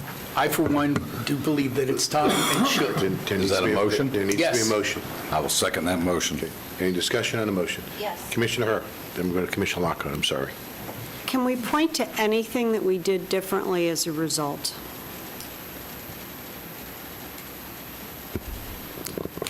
So just to be clear, why I'm asking this question, the study is going on, Orange County is involved, there are other municipalities. It's not like the study is not happening without our involvement. To the best of my knowledge, we never used that study to guide what the hospitals were doing, what we were doing. By the time that study nets a result, we pretty much know where the thing is going. So From my perspective, unless we can point to a change in our behavior or a change in the outcome as a result of spending that taxpayer money, I don't have any interest in jumping back in. It's in excess of $100,000 a year is what we were spending. Okay, Commissioner Zimbow? I'm sorry, Commissioner Lockhart, I'm sorry. Yeah. So I had a similar question, but then I also want to make sure that the contract that would come back to us, that it would come back to the board, that there would be transparency that exists and access to data that did not exist prior. We would need to have access to the dashboard. We would need to actually have the ability to communicate with the lab itself. If we are going to be a equal participant, I want to have equal access to the data. I'm not fond of getting someone's interpretation of someone else's data. I feel like if we're participating, we're paying to that degree, we should be an additional seat at the table with the same access. Commissioner Zimbow. Thank you. I've reached out to the hospital administrators on this topic. We know that we decided to let the contract lapse. We're not going to debate how, why, or what for. And I don't think this is a matter of necessarily how we change what we might do. What my belief and understanding and talking to the experts is, we know a lot of things about this COVID pandemic, and I think a lot of people agree it's going to continue to mutate into other forms and strains and so forth. And instituting this and bringing this back online at this point is not going to do a whole lot for the Omicron. It's not going to affect the way I perceive that we're going to respond to it. But it is the only early piece of data that we have access to. And we know people get tested, okay, you got the COVID. They end up at the hospital, okay, you got the COVID. An early indicator is the wastewater. There's nothing else that can point and tell us an early indicator. And talking to those hospitals, their desire is, hey, as early as we can get the information, we can start preparing. It's not that they have an antidote or some kind of treatment for a new strain. It's that their staff levels can be geared up and they can start to do their supply chain in anticipation of what needs to happen. I don't necessarily disagree. It may not change a whole lot on the way we do things here as far as what Mr. Harris does with vaccines and so forth, but it certainly is going to benefit the community long term on new strains that are going to come with early detection. I would also ask the motioner that they consider using ARPA funds to fund this, as well as bring it back to us periodically, not having it open-ended. I'm not desiring to do this for a year. Maybe look at it in a 60-day, 90-day, whatever term it is, to come back to this board for reconsideration. Mr. Chairman, I did not want to micromanage the staff. I just simply felt that it was time to look at it and bring it back and get it part of. And just to add to what Commissioner Zimbauer said, I think it's our responsibility as a county to participate with our cities and others. And if it means that our hospitals are going to get this information 5 to 7 days quicker, I think it's important. But I certainly think that an ARPA would be a great place to put the dollars. I certainly don't want to make this ongoing forever, but that would be something as a recommendation that I would ask our county manager to bring back. Commissioner Lockhart. Unfortunately, it sounds like Mr. Zembirer and I were talking to different people at the hospitals, because my conversations with them was that it was interesting, but there was nothing that they did differently in terms of staffing or any other planning, that they did their planning based on the information that they now have. This is 2 years into this pandemic. There's nothing new that they are learning or need to ramp up for. So I apologize to have to share a different perspective, but that is the exact opposite of what I heard from them. There's a transparency issue. I asked for information early on. It was not afforded to me. If we're going to go down this path, I am going to be very intent on making sure that all of the I's are dotted and T's are crossed. And it is a lot of money, even if it is ARPA funds. It is a lot of money that we are not able to spend in other more tangible ways, just to be curious about what may be in the waste stream.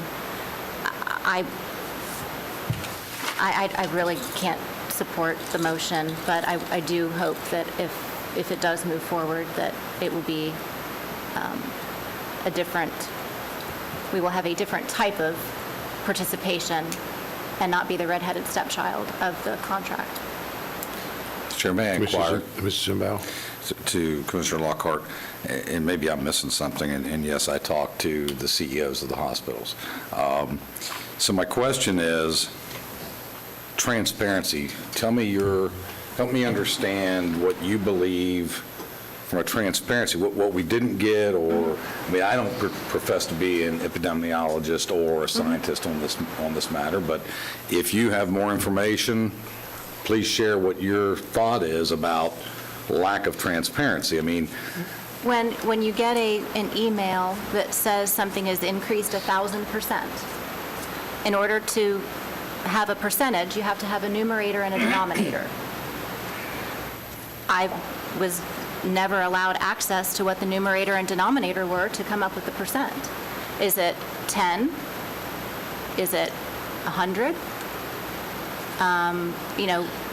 Math is a funny thing, and you can use numbers to create any narrative that you choose to create.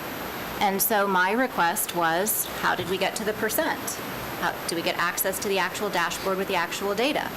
And the answer I was told was no. So I'm not interested in putting $100,000 worth of Seminole County money, whether it be ARPA or otherwise, for data that we are being prohibited from getting the actual numerator and denominator. so you want the work product on how the calculations are arrived at, I guess is what I think I'm understanding. In other words, you don't want somebody to say, hey, it's increased 28% without any data to back it up. What does that 28% mean? What does that mean? Okay. So what? I think I got it. Commissioner? Well, I'll go a little further to say that I'd like to understand what the fees are that are being paid to the lab. We were paying Altamont. Altamont was paying the lab, not certain that we had access to all of the information. There were public records requests that were given very high dollar amounts for getting them.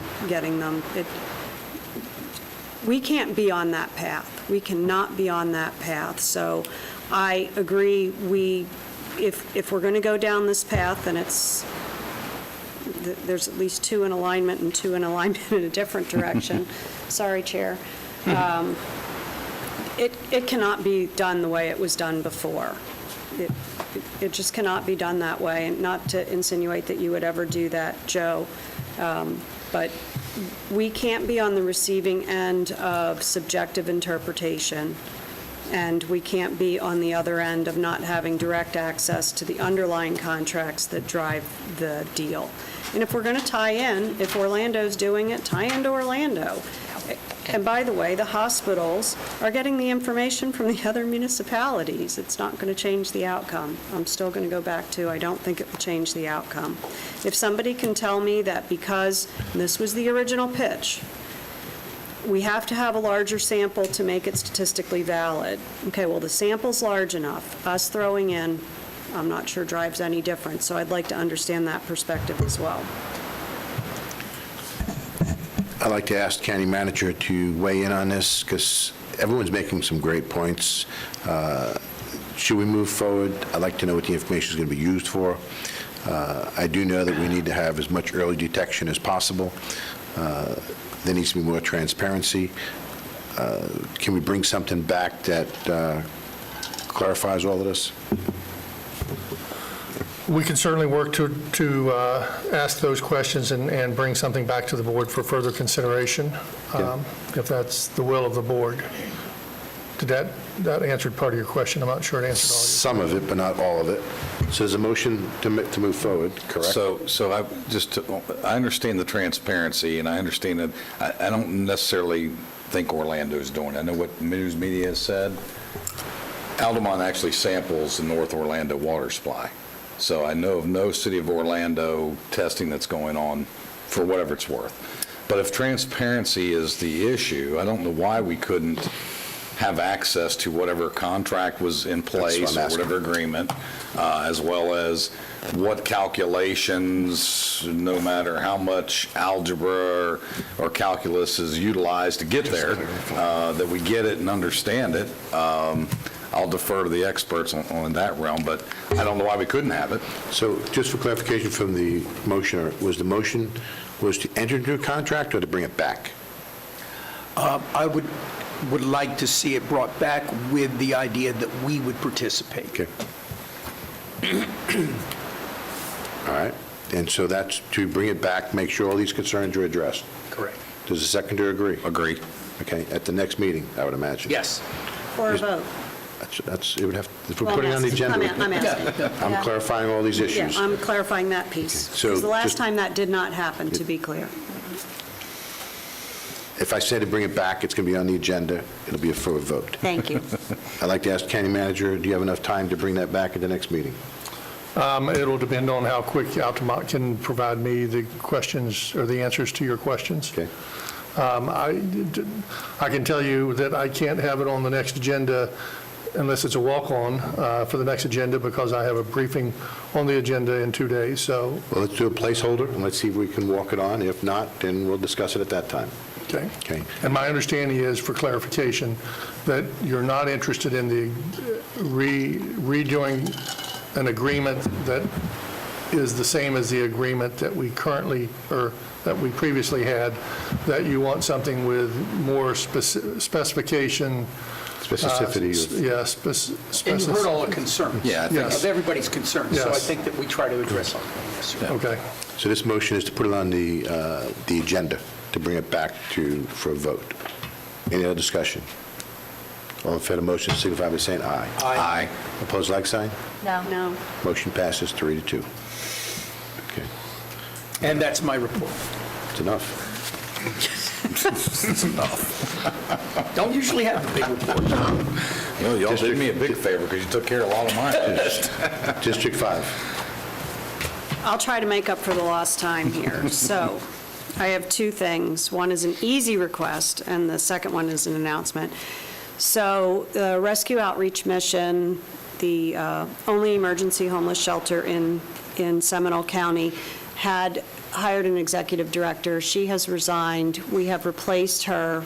Luckily, it happened early enough that the 3 finalists, the other 2 were still interested. So the executive committee was very expeditious over the holidays. This happened between the 22nd and day or 2 after Christmas, to take action so that we will not miss a beat.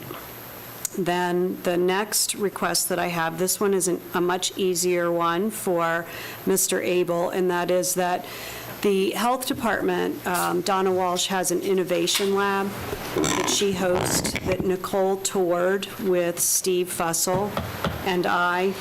It is a really, really cool thing that could be a game changer for this organization. So it is about taking a process or a situation and analyzing it and quality improving it in very short order. So it could be exceptionally accessible for your team, Joe, and they host it and do all the work for free. For those of us in the commercial world, we pay a lot of money to have done what they do. So we need to take advantage of that, because I actually think you can see some very short positive change by doing those processes. It is a huge morale booster when you do one of those and turn something around. So directors should take advantage of it. And with that, that's it, Mr. Chair. Do you have a question for you? I did get a thank you note from the ED, from Ram. Without getting into details, because it could be HR-related, what happened? It just simply wasn't the right fit at the right time for her. Okay. Because she wrote me a lovely thank you letter. Yep, Yeah, yep. me too. She did, yep. Okay. She did not write one to me. Okay. What does that say? Yeah. All right. I didn't get one, so we all have Well, I feel like I should say I did. At this point, if we're ponying up, I got one too. If we're dividing wheat from chaff here. We're in good shape, she's in good shape, all good. Commissioner Hurd, you and I are the only ones that didn't get one, so there we go. District 2? Maybe we have a mail pile we didn't. District 2? Yes, thank you. First and foremost, Martin Luther King celebration, both in Sanford and Oviedo this coming week. A lot to be proud of here in Seminole County with those festivities. Big parade kicking off in Sanford as well as in Oviedo. Again, it was mentioned earlier, I appreciate my fellow commissioners supporting the groundbreaking of the Justice E.C. Perry Annex at the courthouse. And I also appreciate the Seminole Bar Association, who will also help support that moving forward with moving of photographs and assisting those types of things. I want to thank our staff for Sunland Park. Sunland Park is well on its way to being completed in my district. For those that don't know where that's at, it's on 1792. That's where a lot of the construction equipment was parked for the renovation of 1792, and that has been moved finally, and renovations have happened with new pavement, new activities for the children, lighting's coming in and so forth, so we're getting that little community park back in order, so thank you all very much for that. Highland Games, of course, were mentioned. Opening ceremony, 8 a.m. at Central Winds Park over in the Great District 2 area of Winter Springs. Also want to bring to your attention, if you all have not seen it, House Bill 1375 was introduced by House Rep. Ms. Joy Gulf Marcel. This pertains to the tax collector budget oversight. So we probably ought to be watching that as we move forward.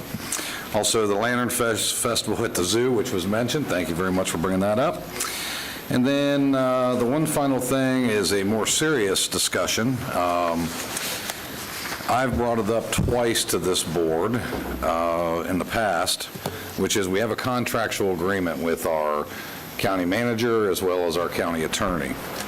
And what I brought up in the past, and we've never made any strides to get there, is we have finally started doing an evaluation. When Commissioner Lockhart and I arrived here, there was not much of that going on.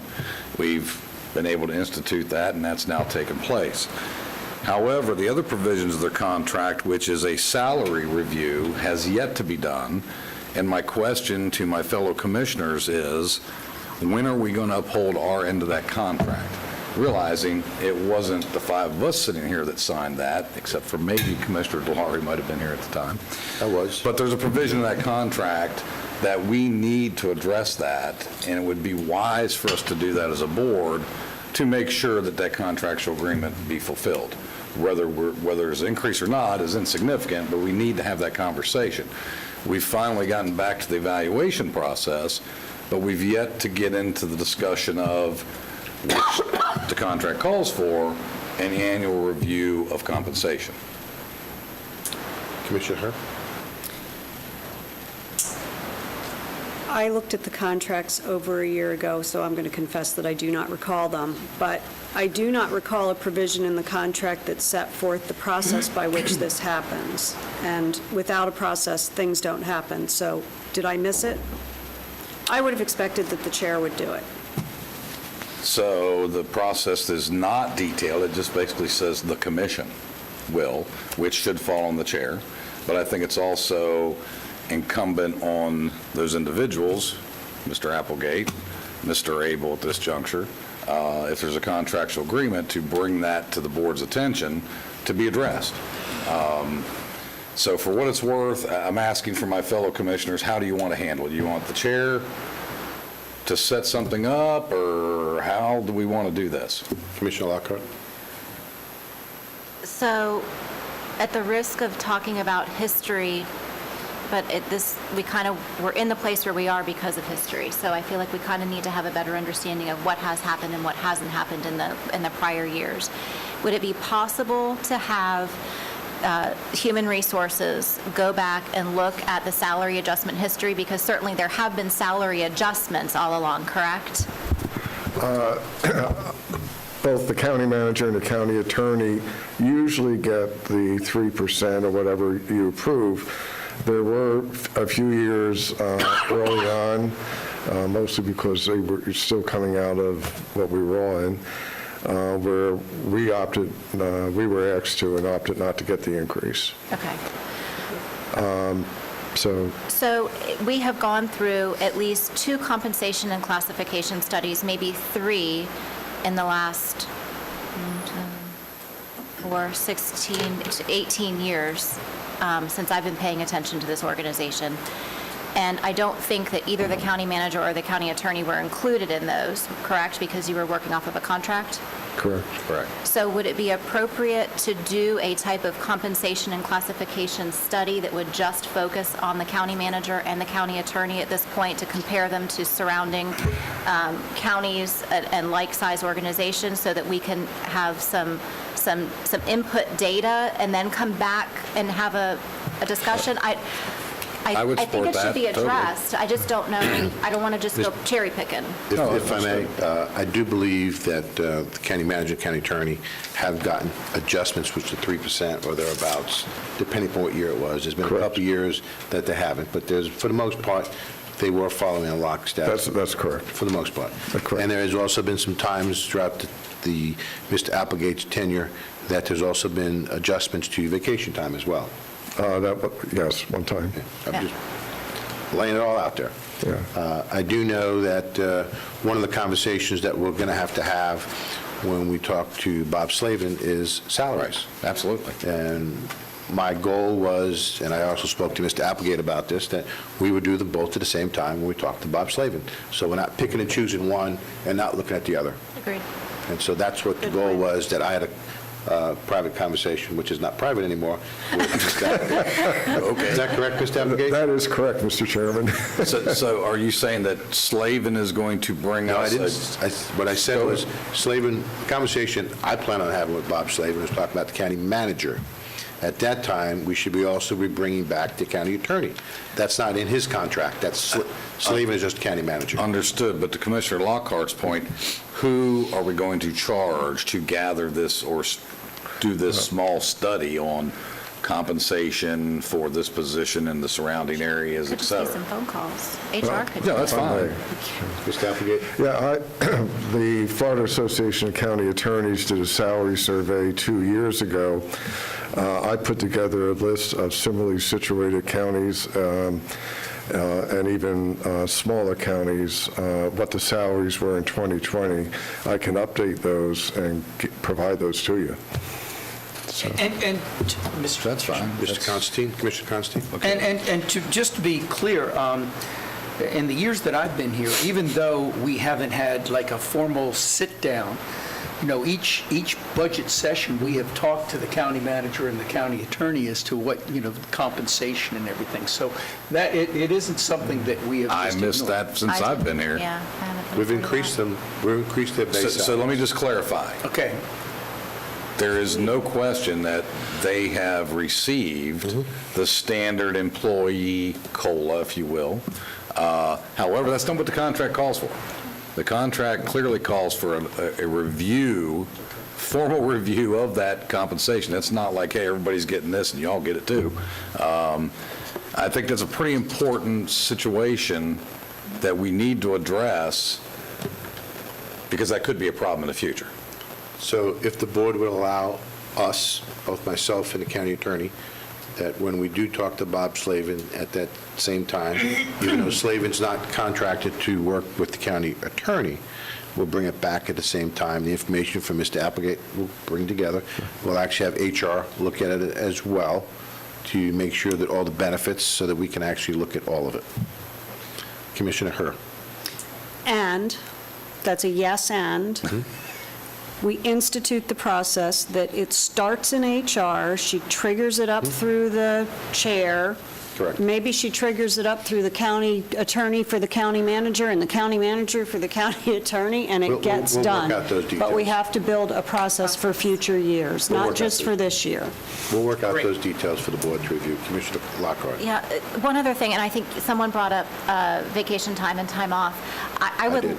I would love us to have an additional process that the county manager and the county attorney can have their time off approved, if you will, or tracked by the chair, perhaps, or some way. I don't know how much PTO anyone has, and when someone leaves and they're gone for however long, well, I don't know. Like, someone ought to have that. I think it would be appropriate for the We'll work chair. out those details for the board to review and/or approve. Just add that to the list, if you would. Yeah, but just for the record, I even tell you when my phone's going to be off for an hour. Well, you do, but not everyone is Bryant Applegate.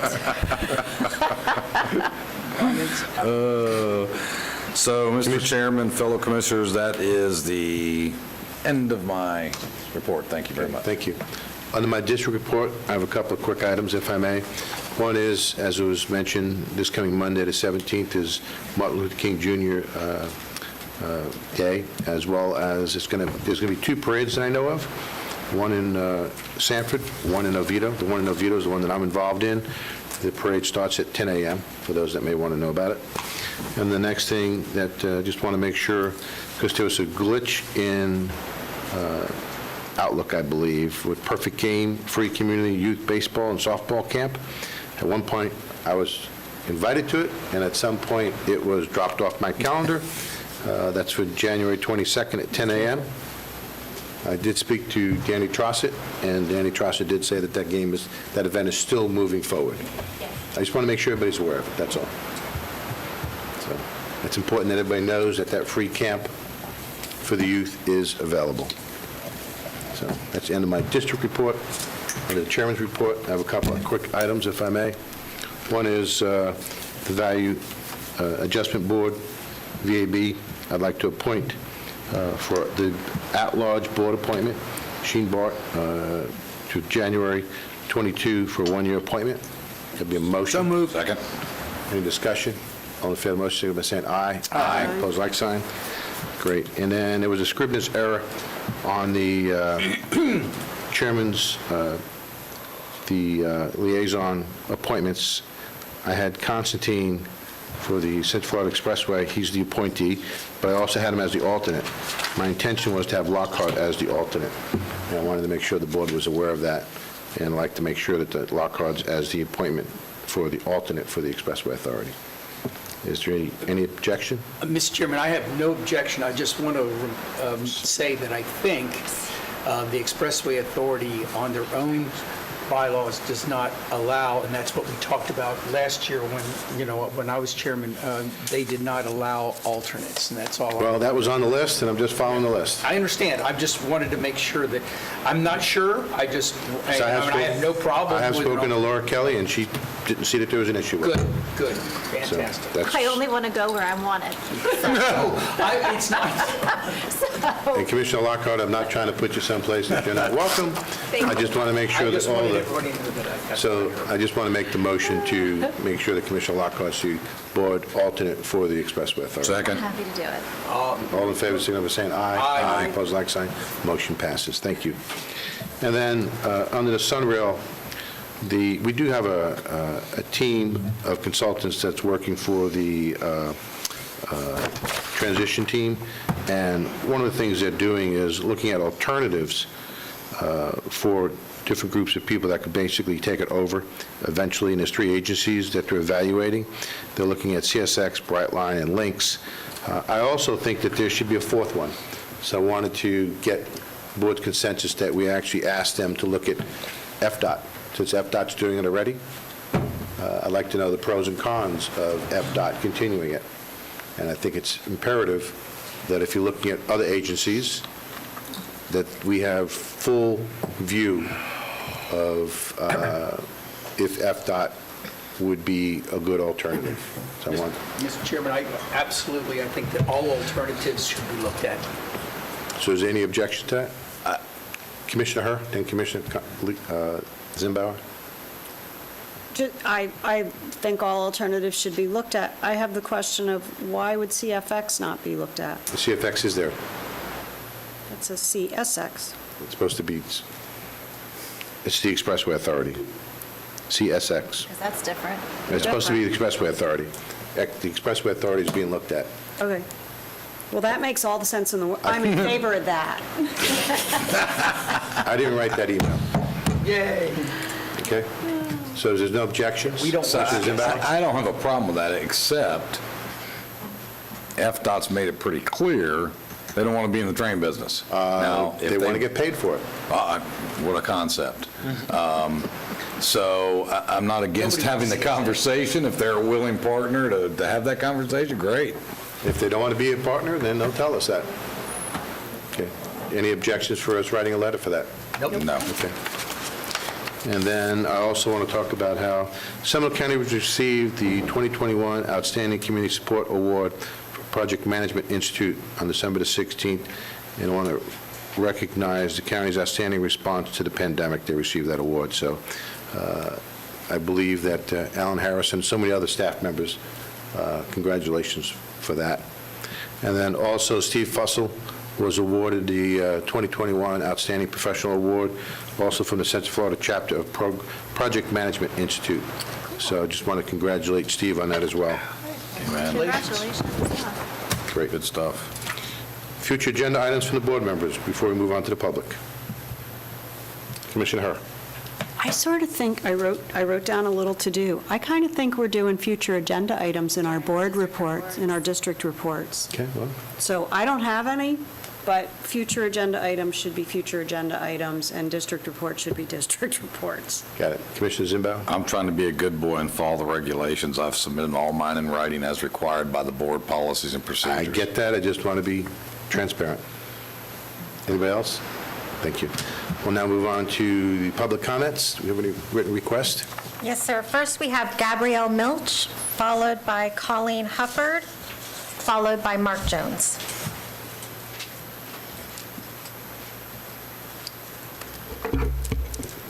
Well, good afternoon. My name is Gabrielle Milch. I live at 252 Coble Drive, Longwood, Florida, 32779, and I'm here today to do a promotion about the St. Johns River Keeper and some of the activities we have planned this year in the Middle Basin, and I'm very excited. I talked a little bit about it earlier about us doing a State of the River address, and that would include Orange, Seminole, Volusia Lake, and a part of Marion County. So we would like to get the universities involved and the state college involved and get students and things involved, and perhaps get some of the data to look at the state of the river from some of the county and city water quality monitoring stations and such, and also would like to beef up some outsource or not, to get some information out to the people about toxic blue-green algae and concerns about it being in our waterways and some of the other things, not to scare people, but just to have them aware of some of those issues. The health department and y'all did a good job by having signs at some of the boat ramps when there were algae blooms and such. We're also going to have a Get Your Feet Wet event, which is a paddling adventure, and we're having it in honor of Bill Belville, and it's going to be a memorial paddle, and we're going to get it from Katie's Landing and up to the Little Wekiva and back. So we're going to do that April 24th, and invite y'all to come out if you want to get out on a kayak. We'll get you out on one. On a little personal note, I have now undertaking paddling the 310 miles of the St. Johns River, and I have about 33 miles under my whatever. I have 33 miles on the river so far, and I did Lake George this weekend, and let me tell you, that was some piece of water. Whoa. Oh, yeah. And so I'm very excited about that, and we want to try to promote, recreation and positive things about our waterways, because we really do have some beautiful places in Central Florida. And also, we're going to have some fun things, too. We want to do a low country boil, and it's going to be a kind of a celebration, hopefully, depending on COVID and such. It'll be outdoors at a riverfront venue. Right now we have an oyster roast up in Jacksonville once a year at the Garden Club, and it's very last year it was, even though COVID, we had 650 people come, and it was pretty awesome. Also, I'm going to be getting into some tiny dock concerts, which I'm not 100% sure, but there's a venue over in Volusia County on Lake Beresford, which is the Stetson Aquatic Center, and we would like to enlist the jazz band students from Stetson to come out there and have some jazz on the water and get people to enjoy. So Go Hatters. so that's my news, and I appreciate all you guys are doing, and you'll see me more with water conservation coming up in the future, and I'll have meetings with some of y'all to talk. But thank you. Thank you. Thank you. Shani, who's next? Colleen Hufford.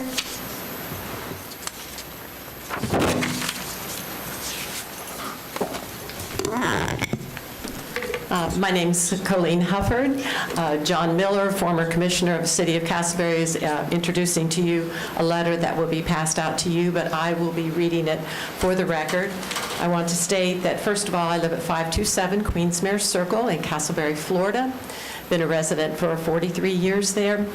And also, I've been a former commissioner for 12 years and served on a PAC about keeping Castleberry family friendly.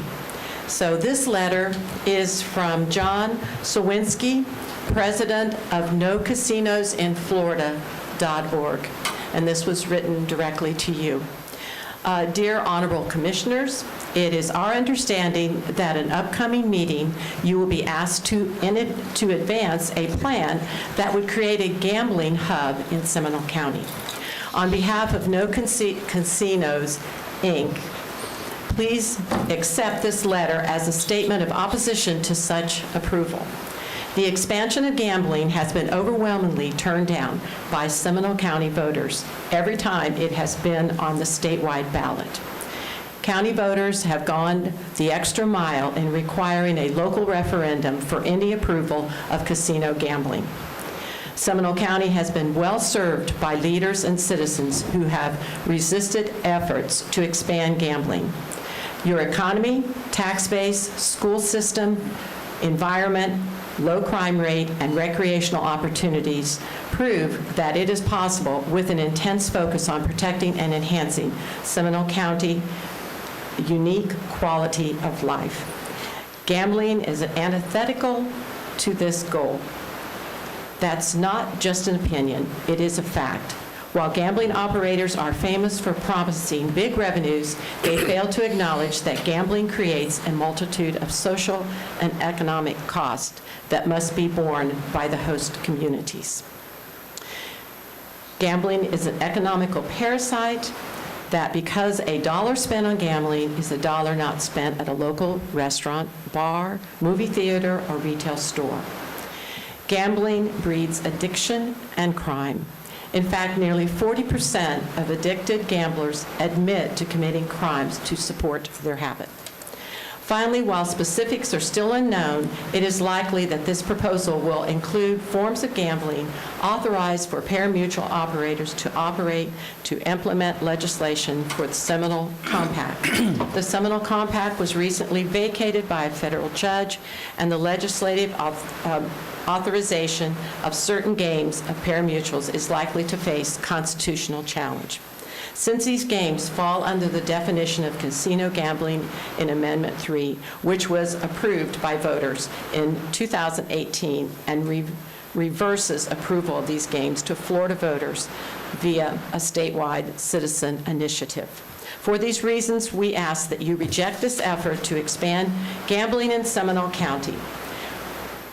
We stand ready to provide information to you and your staff as you consider proposals. And again, this is from John Sawinski, president of NoCasinosInFlorida.org.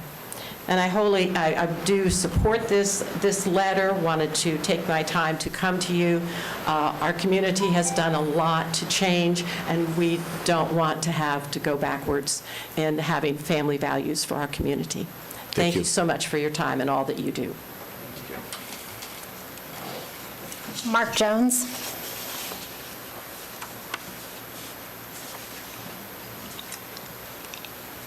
Good afternoon, Chairman, Commissioners, County Attorney, and County Manager. That teed up very nicely. I've had an opportunity to meet with you all. Ms. Jones, can you give your address, please? Winter Springs. Okay, that's fine. Thank you.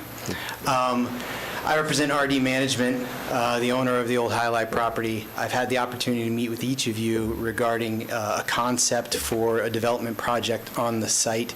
We've also discussed issues with the Oxford Road expansion project, and I'm here today to ask for an agenda item on the February 8th agenda wherein we can get some answers from county staff of where we are with the Oxford Road project, and at the same time have the opportunity to speak to not only the commission but to people to give exact details of what it is we're proposing, because there's a lot of misinformation that's gone on out there, people thinking we're going to try to build a casino. We have no intention of building a casino on that location. What we do have an intention of building is a high-end entertainment venue. So I would like an opportunity to come before the commission with visuals, with concepts to show what it is we are proposing to do, so that everybody has the information and everybody is aware of what we're doing, and there's not a whole lot of little things going around. I just want to make it clear what we want to do. So I'm asking for the commission to put an item on the agenda for February 8th. Thank you. Commissioner Lockhart, I'd like to finish all the public input. Oh, I'm sorry. That was the last name I heard. I didn't know there was more. Yeah, there are more. Okay. One more. My apologies. That's all right. Linda Borker.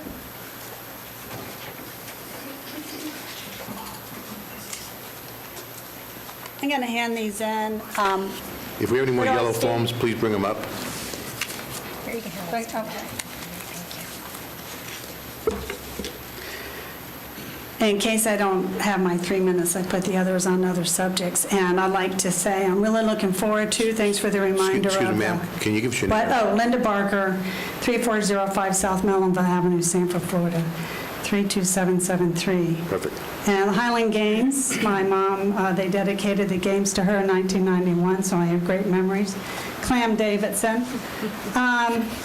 Anyhow, I am speaking in support of East Lake Mary study. It is important, as was the Seminole Way study. These studies have not had prior to now have been taken into consideration for the development of East Lake Mary corridor.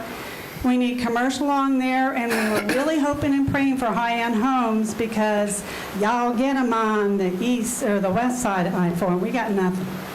And we had the possibility of Lake Nona, but the desire for entry-level homes has been pushed over on our side, and we need the tax basis of higher established home, which doesn't put a burden on our tax system in the city of Sanford.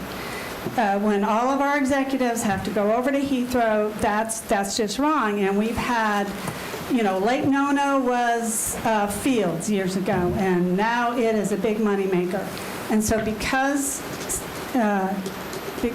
the county has not coordinated well, they had good intent with the city of Sanford, we just about lost that whole game. And now I think they're putting 85 townhomes right there on East Lake Mary Boulevard. We need to have revenue on that corridor.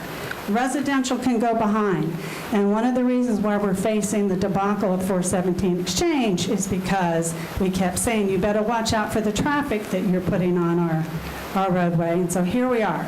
And I'm the one that wrote the DOT. I think it was, definitely have an email in 2019 that I looked at, but I'm the one that says, y'all need to figure out a different way to get the traffic to the airport. They cannot be on East Lake Mary Boulevard any longer because it's a mess.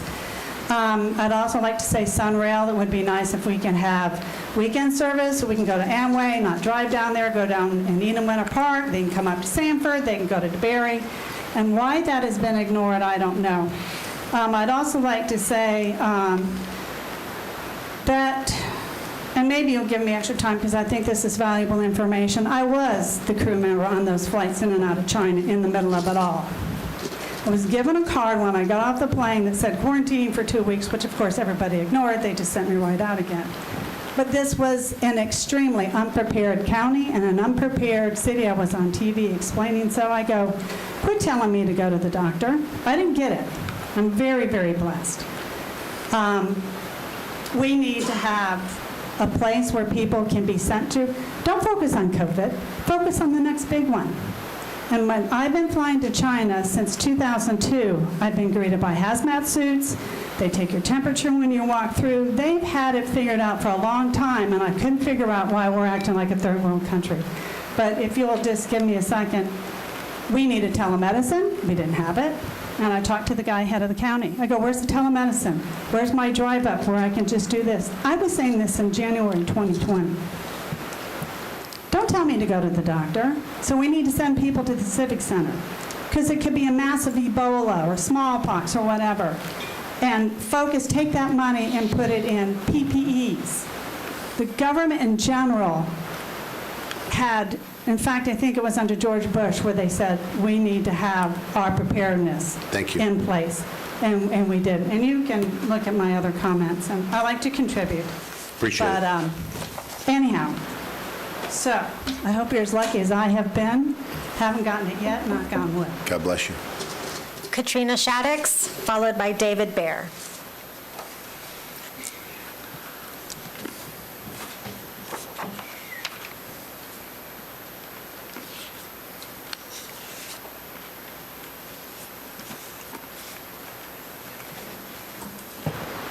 Katrina Shaddix, Executive Director, Bear Warriors United, President of Sustainability Leaders Initiative, 3287 County Road 426, Geneva, Florida.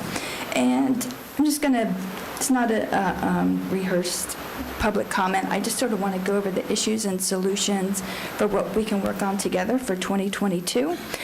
First on the list, I just want to make a comment about the whole gambling thing. That property needs to be redeveloped into high-density housing instead of putting these apartments and houses into our wooded areas, which everyone in Seminole County hates. I just think it's a no-brainer to put high-density housing, apartments, townhomes on that property, not a gambling or high entertainment complex, as he worded it.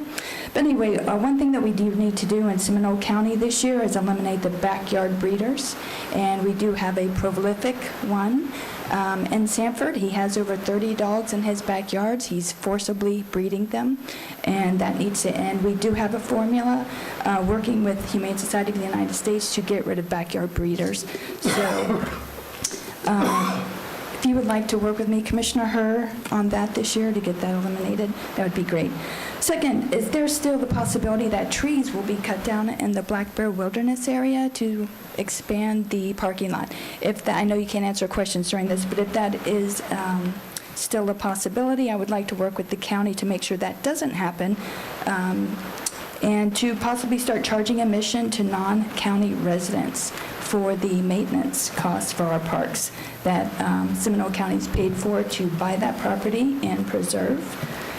And earlier last year, I asked that y'all pass a trap resolution to ban the use of traps in the county. I'm putting that request on hold because the FWC responded with a very easy, user-friendly trap survey, and they are looking to ban certain traps that I asked the county to pass a resolution on. So I'll keep y'all posted on that, but hopefully we will get those horrible devices banned statewide this year.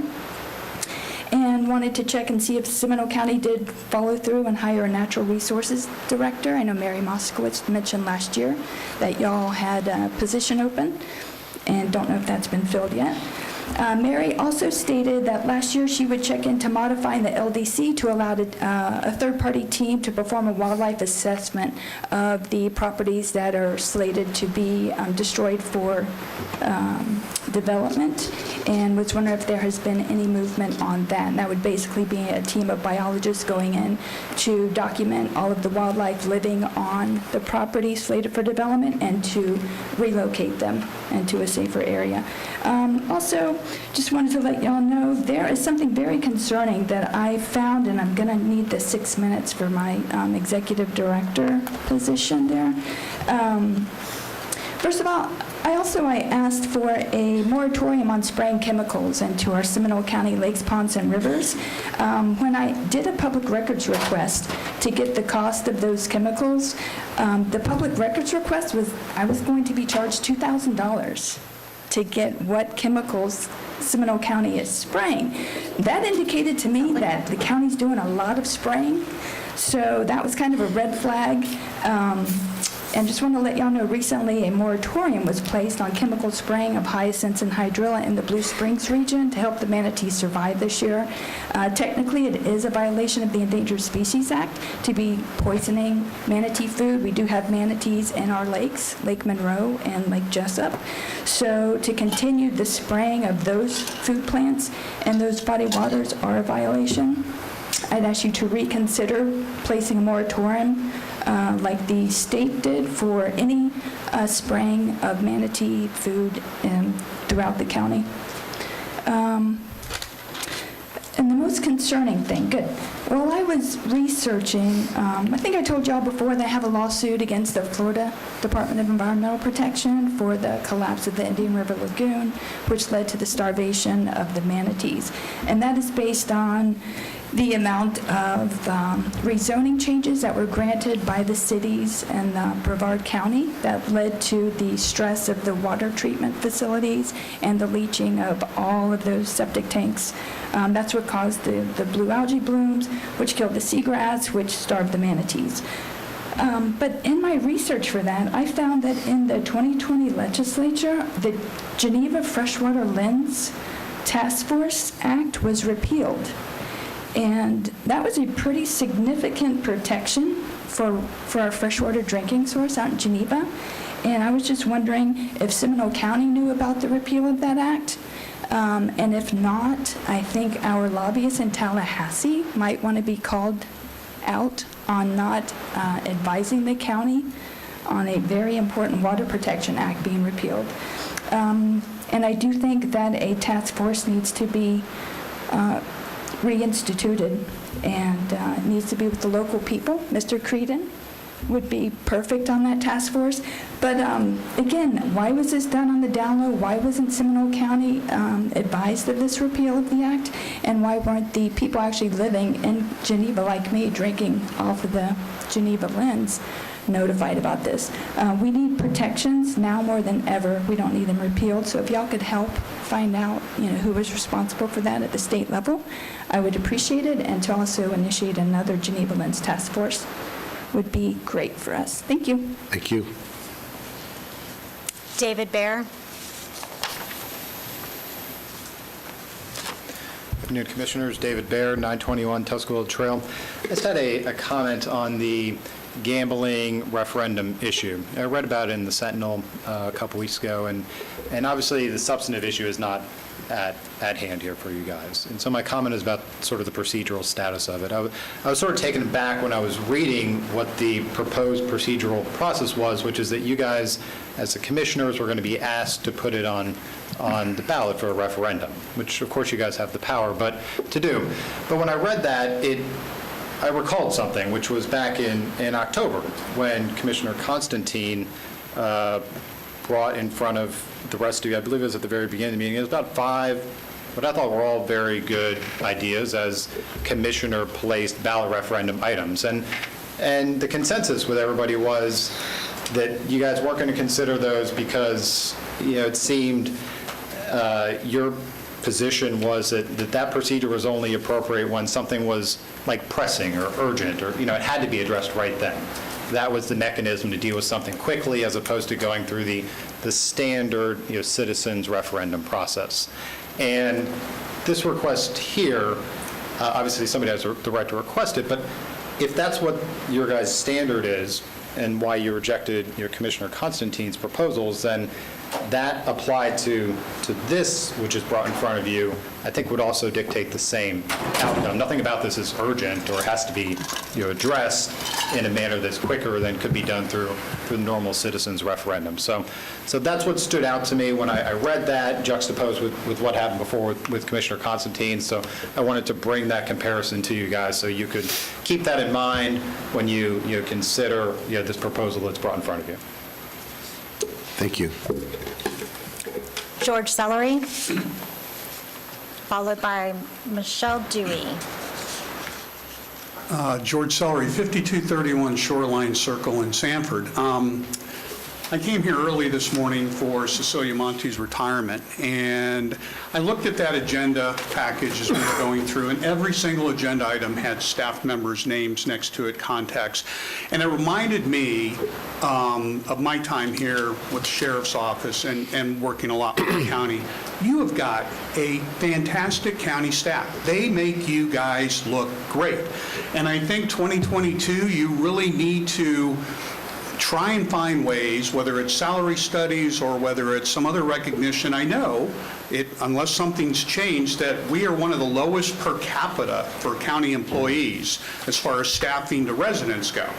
So they're doing a lot, and not only are they doing a lot, but fire department, the best rating in the state. I mean, Alan Harris's operation at the Oviedo Mall was like a model for just about everybody else. Public Works, can't say enough about them. Rebecca's staff in planning, they do a fantastic job. And I know the budget office, because I used to work in the budget offices, I know that hundreds of hours they spend trying to make life good for you, and there's so many other county departments that I've missed. But I just want to say, in the future, I'm hoping that we really can focus. Can't say enough about the manager and the legal team and stuff like that, but it's those folks, when you walk in that door, they are great. And I think you need to really work on, trying to give a little more emphasis to them. The lady that did property rights, she's leaving. We're losing too many good folks. So I'm hoping that maybe in 2022 we can really focus on that. Second item I just wanted to mention, and kind of tailgating off of what David Baer was mentioning, is, I know that for you guys to put something directly on the ballot is a 3-2 vote. That's a lot easier than collecting a lot of signatures. But that should be almost at the highest level. I can give you an example. If they get that, I'd like to see term limits on. Not that I have anything against any commissioners, but in today's day and age, with incumbency and with big money and all that, and partisanship and stuff, it's really difficult. Those are issues that if you ever wanted to put something on, you all ran on the 4-1 for the rural boundary. Those kind of items I could see being on there. So I guess what I'm looking at is the bar for you to put something directly on the item. I have nothing against gambling per se. I'm just saying that the threshold for a 3-2 vote on the board to put something directly on the agenda should be an extremely high bar that you all unanimously agree on. Thank you very much. Thank you. We have one last speaker. Last name is Dewey. Hello again. Michelle Dewey, 202 Sir Lawrence Drive, Sanford, 32771. I want to support what Katrina said about... Ma'am, did you already speak? Yes, but I put another. You can only have one future agenda item? Was it you already spoke? She didn't speak. She spoke earlier on one of the agenda items. Please accept my Put my apology. time I'm back. sorry. Please accept my apology. I'm sorry, that was my fault. As I was supporting what Katrina said about the highlight, it would be a great place for affordable housing. I know that Amy Lockhart, I believe, is looking for more homeless shelter areas, or you were part of a group, something like that? I served on the Homeless Commission Board, and Commissioner Herr serves on the Homeless Board here in Sanford. But there are a lot of people who need affordable housing. The lady earlier was talking about she wants more expensive housing. I don't know. I think we need to protect more forests. Obviously, we need our water, we need our forests. We need to keep our temperatures down. There's just so much involved with that. We need wildlife corridors. They have a right to live as well. We need right to clean water and good forests. And it would be a great place to put affordable housing. There's a great busing through there. I had recently helped a homeless lady and befriended her and picked her up from there, and we just couldn't get over all the people who looked like they needed help that were coming through that bus station. And a lot of buses lined up there. So I think that's a great idea. What an opportunity for a developer to come in.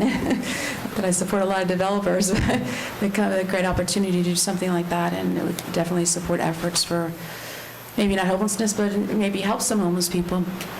I do know somebody, which I probably need to send you some information about, Danny Huffman in Second Chance University. He's helping out people coming out of prison, jail, homeless people, people in need, no charge, to get training on hand, get schooling, on hand training, and jobs. So he's been, and last I spoke with him, he's also got a property where he's actually trying to put a place there for homeless people if they don't have a place to live and get the training. But I do support that, and I'd also like to bring up, just right here, if you're involved with downtown Sanford at all, there are great opportunities to support that property out there. I don't know if you know the priest that was Father Vernois came and said, did you read him?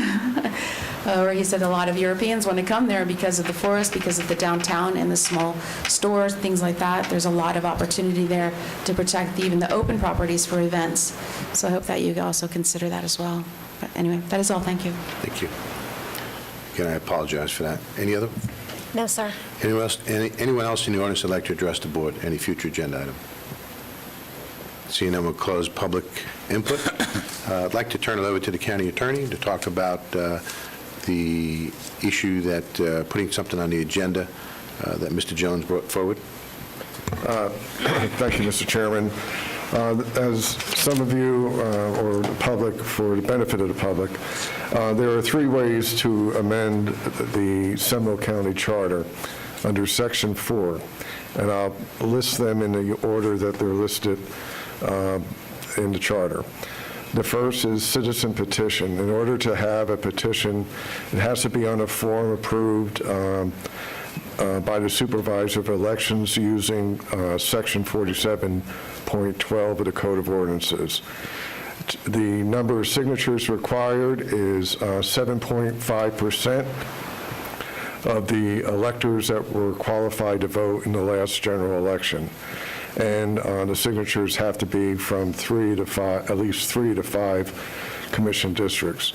Once that is achieved, a resolution is required by this board instructing the supervisor of elections to put it on the ballot. The second method is the Charter Review Commission that meets every 7 years. The next time that convenes is August of 23. They could propose amendments to the charter. They are required to have 3 public hearings for discussion of those amendments, and if a majority of the CRC approves those propositions, the board again is required to put those on the ballot. And the third way, of course, is the Board of County Commissioners, by majority vote, can put a proposition on the ballot. All those have to be usually submitted to the supervisor elections within, or at least 90 days prior to the general election.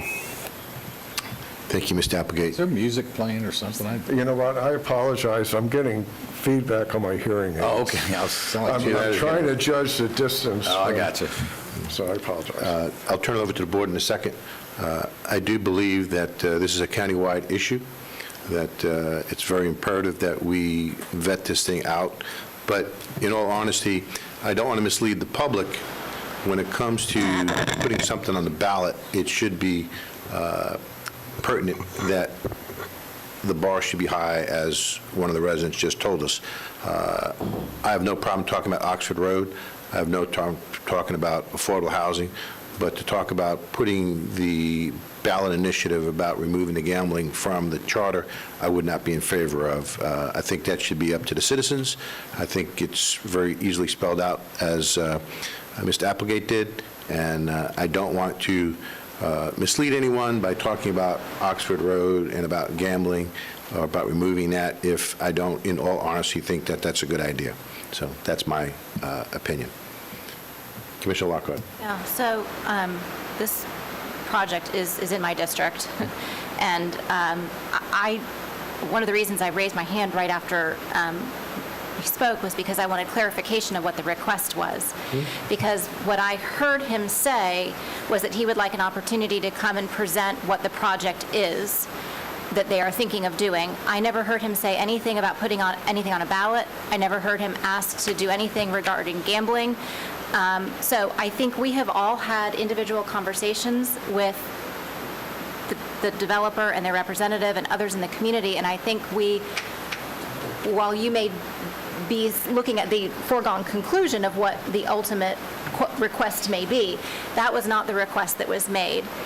And so I just want to be really clear, because I heard multiple members of the public say, well, if you let this person not put something on the ballot and you can't put this person. He just wants his time in the sun to present something to this board that is a huge, huge parcel in the heart of our county. And whether or not I would support what they're proposing or not, that remains to be seen. But I feel like if someone came up here and said, I want to make a presentation because I want to do purple people eaters at the mall, sure, come and talk to me. I want to hear about it, because I think we have the responsibility to hear what people are proposing. So I am, if I'm correct, and I will ask Mr. Jones to clarify the request, because I may have misunderstood. So, Mr. Jones, could you come back up here?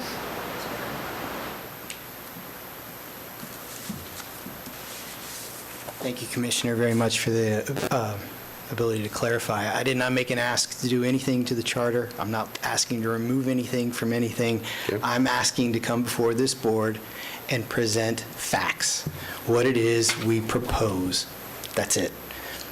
And we may not like what he's proposing, but until he proposes it, thank you. We don't know. There's a lot of things we don't like that people propose. Well, no kidding. So that the commission knows and the citizens know, I've talked to a lot of people, not just this commission. I've talked to community leaders in Castleberry, community leaders in Seminole County, and I've gotten a lot of feedback. And for when I sat down with each one of you and talked, things have changed. I want the opportunity to present. That's all I've asked for so far. As the district commissioner, I would like to give them the opportunity to not only talk about what they're proposing, but also to have them hear from us where we are on that Oxford Road project and what the options are moving forward for that development, for that parcel. Mr. Chairman. Commissioner Constantine. I have no objection to listening to what anybody has proposed. I think it's extremely important, because this is something that, whatever they're proposing is a huge deal, would make a significant impact in that area and in the county, even if it's, just an entertainment complex, whatever they're proposing. But also the reason why I would not object is because whatever they come back with, it would also give more than just a handful of citizens the opportunity to come back and to speak, whether they be for or against it. So I have no objection to putting it on the agenda for the next meeting, or I'm sorry, for the February meeting. But I would hope that everybody understands that it's probably going to be a long meeting. Commissioner Zimbow. To follow up on that, we don't have the luxury of deciding who gets to speak to us. We took an oath. We hear a lot of things. A lot of people come to speak to us, a lot of people from the public, a lot of people from the private sector. We owe them the respect to having that discussion. On this immediate matter, I think most of us know that the Oxford Road project, which would be one of the largest redevelopment projects in this county, has been kicked around, talked about, and I think there is time for answers.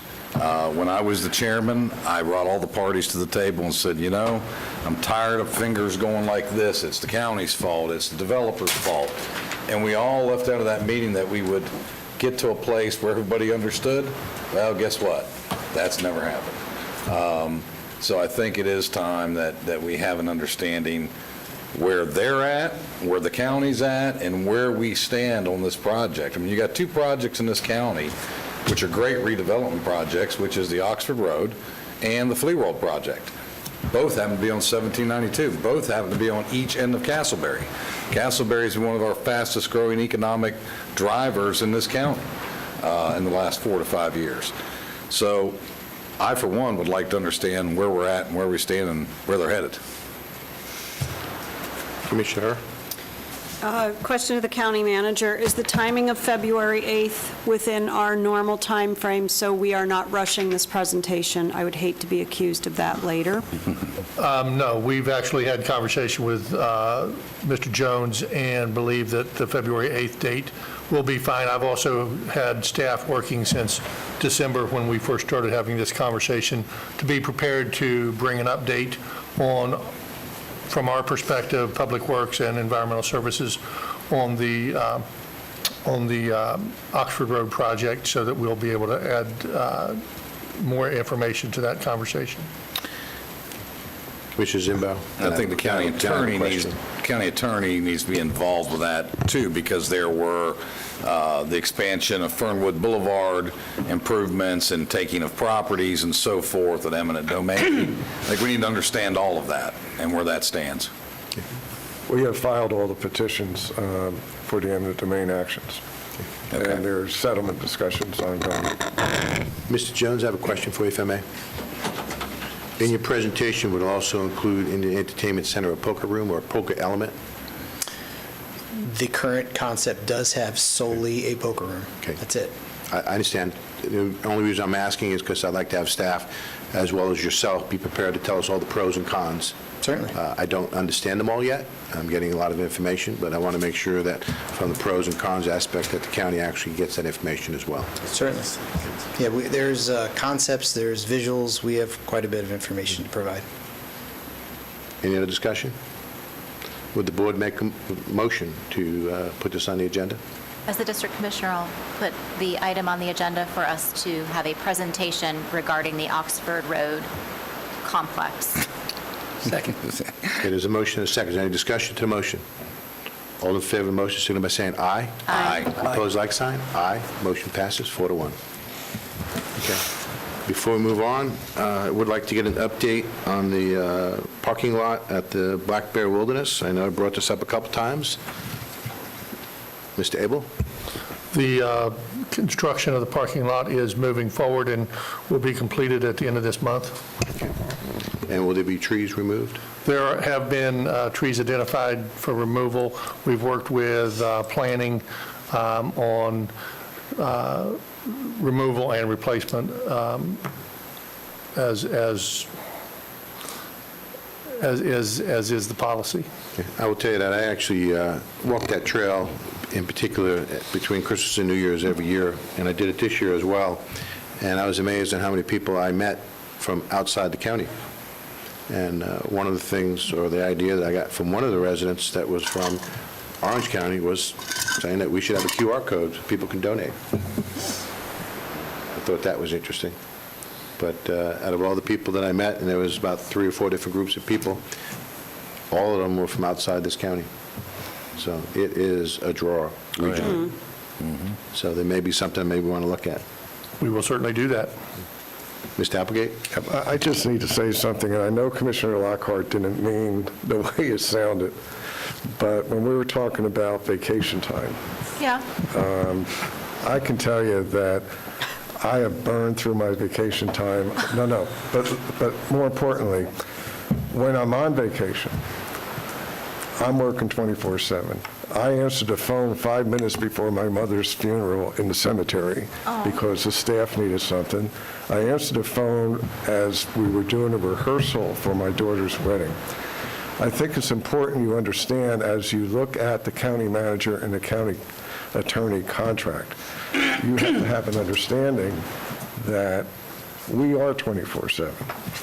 My daughter will tell you she was still mad at me when I was driving her back to college, and I passed 2 restrooms because we were talking about the sports complex on the phone with this guy. So I think it's important when you look at that, and when I got the extra vacation time, mostly because of illnesses in the family, I had to waive the increase, the 3% increase that year. So it wasn't just, here's more vacation time. Yeah, my sincere apologies. No, I know, I just, when someone hears, that. Okay. Yeah. In my lack of wanting to specify the person I was talking about, I neglected to say it wasn't you. And one more thing, Mr. Abel, can you have your staff research, or Mr. Applegate, have your staff research the legislation that removed the Geneva lens legislation? Yeah, that's the first I heard of that. First I've heard of it as well. I Thank you for your input. don't think the lens is removed. It's the task force that originally set the Let's just 1995. get the information. Commissioner Herr? I'd also just like to put on the record that the work to eliminate backyard breeders is well underway. We've seen first round of ordinance language. It's back for redraft. It's gone to the Animal Review Board, Animal Control Board, whatever board that is. And so that is in process, and I do believe that will happen this year. I'd like to say it would happen in the first half of this year as I look at the interim county manager. Commissioner Constantine? I'm sorry. I thought you were done. I got to stop breathing before you guys jump in. You were not here, Ms. Shaddix, at the meeting where I announced that we are sending out now a Bear Aware card to people that move into the bear wilderness areas. It is at the county's expense. The county designed it. The property appraiser has helped with those that are acquiring property, so that is in play already. And I wrote something down about George Sellery, and I don't remember what I was going to say. But George, thank you for reminiscing about staff and the good old days, and I'd like to bring them back here. So I have a few to-dos as well. I have noticed the number of resignations, and we have some work to do. I do appreciate your comments. We done? I am. Thank you for asking. Commissioner Constantine, then Commissioner Lockhart. Thank you. I just wanted to reiterate, because this commission has gone on record many, many times and has, was the first county, if I recall, to ban puppy mills. So this is not something that is new. Backyard breeders is nothing, but we banned puppy mills quite a while ago. This is something that we have all gone on record many years ago that we were opposed to. I need a clarification Well, from you the done? county attorney's office on that, because we keep going around in a circle on this. The ordinance that we have doesn't ban puppy mills. It bans the sale of puppies in the community. It's a retail ban. That doesn't mean you can't go out and raise puppies. So the birthing of puppies is not banned in this community. Right, and we're very close. Or babies, yes. Thank you, Commissioner Lockhart, for that. Thank you. Yes. I met with one of my attorneys yesterday morning, in fact, on the ordinance, so we're getting very close. Commissioner Lockhart? Yeah, I was going to make that same distinction, but I noticed Tricia Johnson was starting to come up no, she's saying, please don't. No, I'm good. All right. Sorry about that. I do think I want to share, because Mr. Sellery did bring up a very important point, and because we do have some meetings, like work sessions and retreats that are not televised, you would have no way of knowing, but one of our key strategic initiatives is recruitment and retention. And there has been a significant amount of input from this board and interest on the part of this board, because every single one of us recognizes that potholes don't fill themselves, and this organization, and fires don't put themselves out. This organization runs because of the people that are here, and that was also a key part of looking at the search firm for the next county manager, is including those stakeholders, those employees, in some way, shape, or form in that process. So I hear you loud and clear, and actually those key strategic initiatives and those bullet points, I think, are available online. We can get those pointed in your direction, but wanted to put that out there as well. You done? Sure. I'm just asking. Commissioner Zimbauer? Just inquiry to the county manager, because he and I have had a discussion along these lines. We actually have a salary study research about to take place. Is that correct? Thank you for asking. Yes, sir, we do.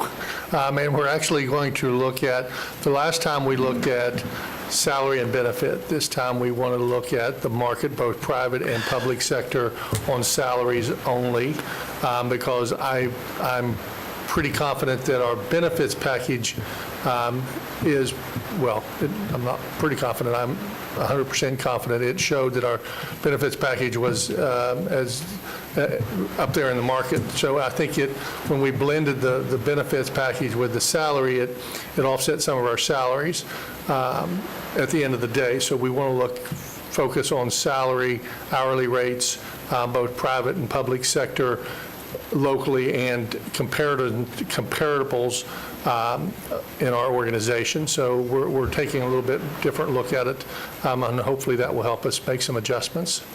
Right, thank you. And just understand, the market being what it is, this is not just in the public sector, it's in the private sector too. I mean, people are leaving right and left from the private, public, for any number of reasons. I mean, it's a significant issue. So what we pay tomorrow won't be enough the next week. Anything else? Commissioner Herr? Only because we're on this subject. When I first got here, I did ask for a climate survey, and I was told that one had happened already and that I just needed to reference that. And what I learned is that what we did was not a climate survey. And so I would throw that concept back at you in terms of, I really would like to understand what people love about the organization and what opportunities we have to be better, including work environment and telecommuting and all the stuff that's now become very, very real. I think it's important if you're going to do the salary survey. I would also advocate that you can't do salary without benefits. You should not meld them, you are correct, but you can't leave that out there in space because that'll come up as an objection. I can tell you who it's going to come from. And that would be me, because the two go together. But you need to understand both sides of the equation. But we should also understand what are the more intrinsic values that we have or don't have that are either keeping or driving people away. They matter more today to the workforce than they ever have before, and for the life of me, I can't understand how, I sound like my father, these kids make decisions about where they're going to go work, but they make decisions based on some things that we're not providing, and we really need to think about that. We're in the middle of a solicitation right now, two firms to do a climate survey, employee survey, so that we actually have, excuse me, we have a diversity, inclusion, and equity survey going on right now with employees that will go through the end of this month. We're in the middle of a solicitation right now to do a survey of our employees on culture, climate within the organization. We're hoping to have it done once we complete the solicitation. We're hoping to have it done in the next several months as well. So we're well on our way moving in that direction. I very much appreciate you doing that. That's awesome. Yes. Mr. Chairman, which one is the UCF that I saw on the emails? Which one was that? That is the DEI survey that we're in the process of right now. Thank you very much. Okay, before we adjourn, Mr. Abel, can you make sure that you reach out to Mr. Jones to make sure that whatever format we need information on, that we have it prior to the meeting, and that you give him all deadlines ahead of time so that we have all the information so that he could meet and be in the process? Yes, we will coordinate. Just want to be clear. Yes, we will coordinate all that with. I'm leaving that up to you. Yes, It's your sir. responsibility. Absolutely. Okay. Just want to be fair. Okay. Anything else? For the good of the order? This meeting is now adjourned.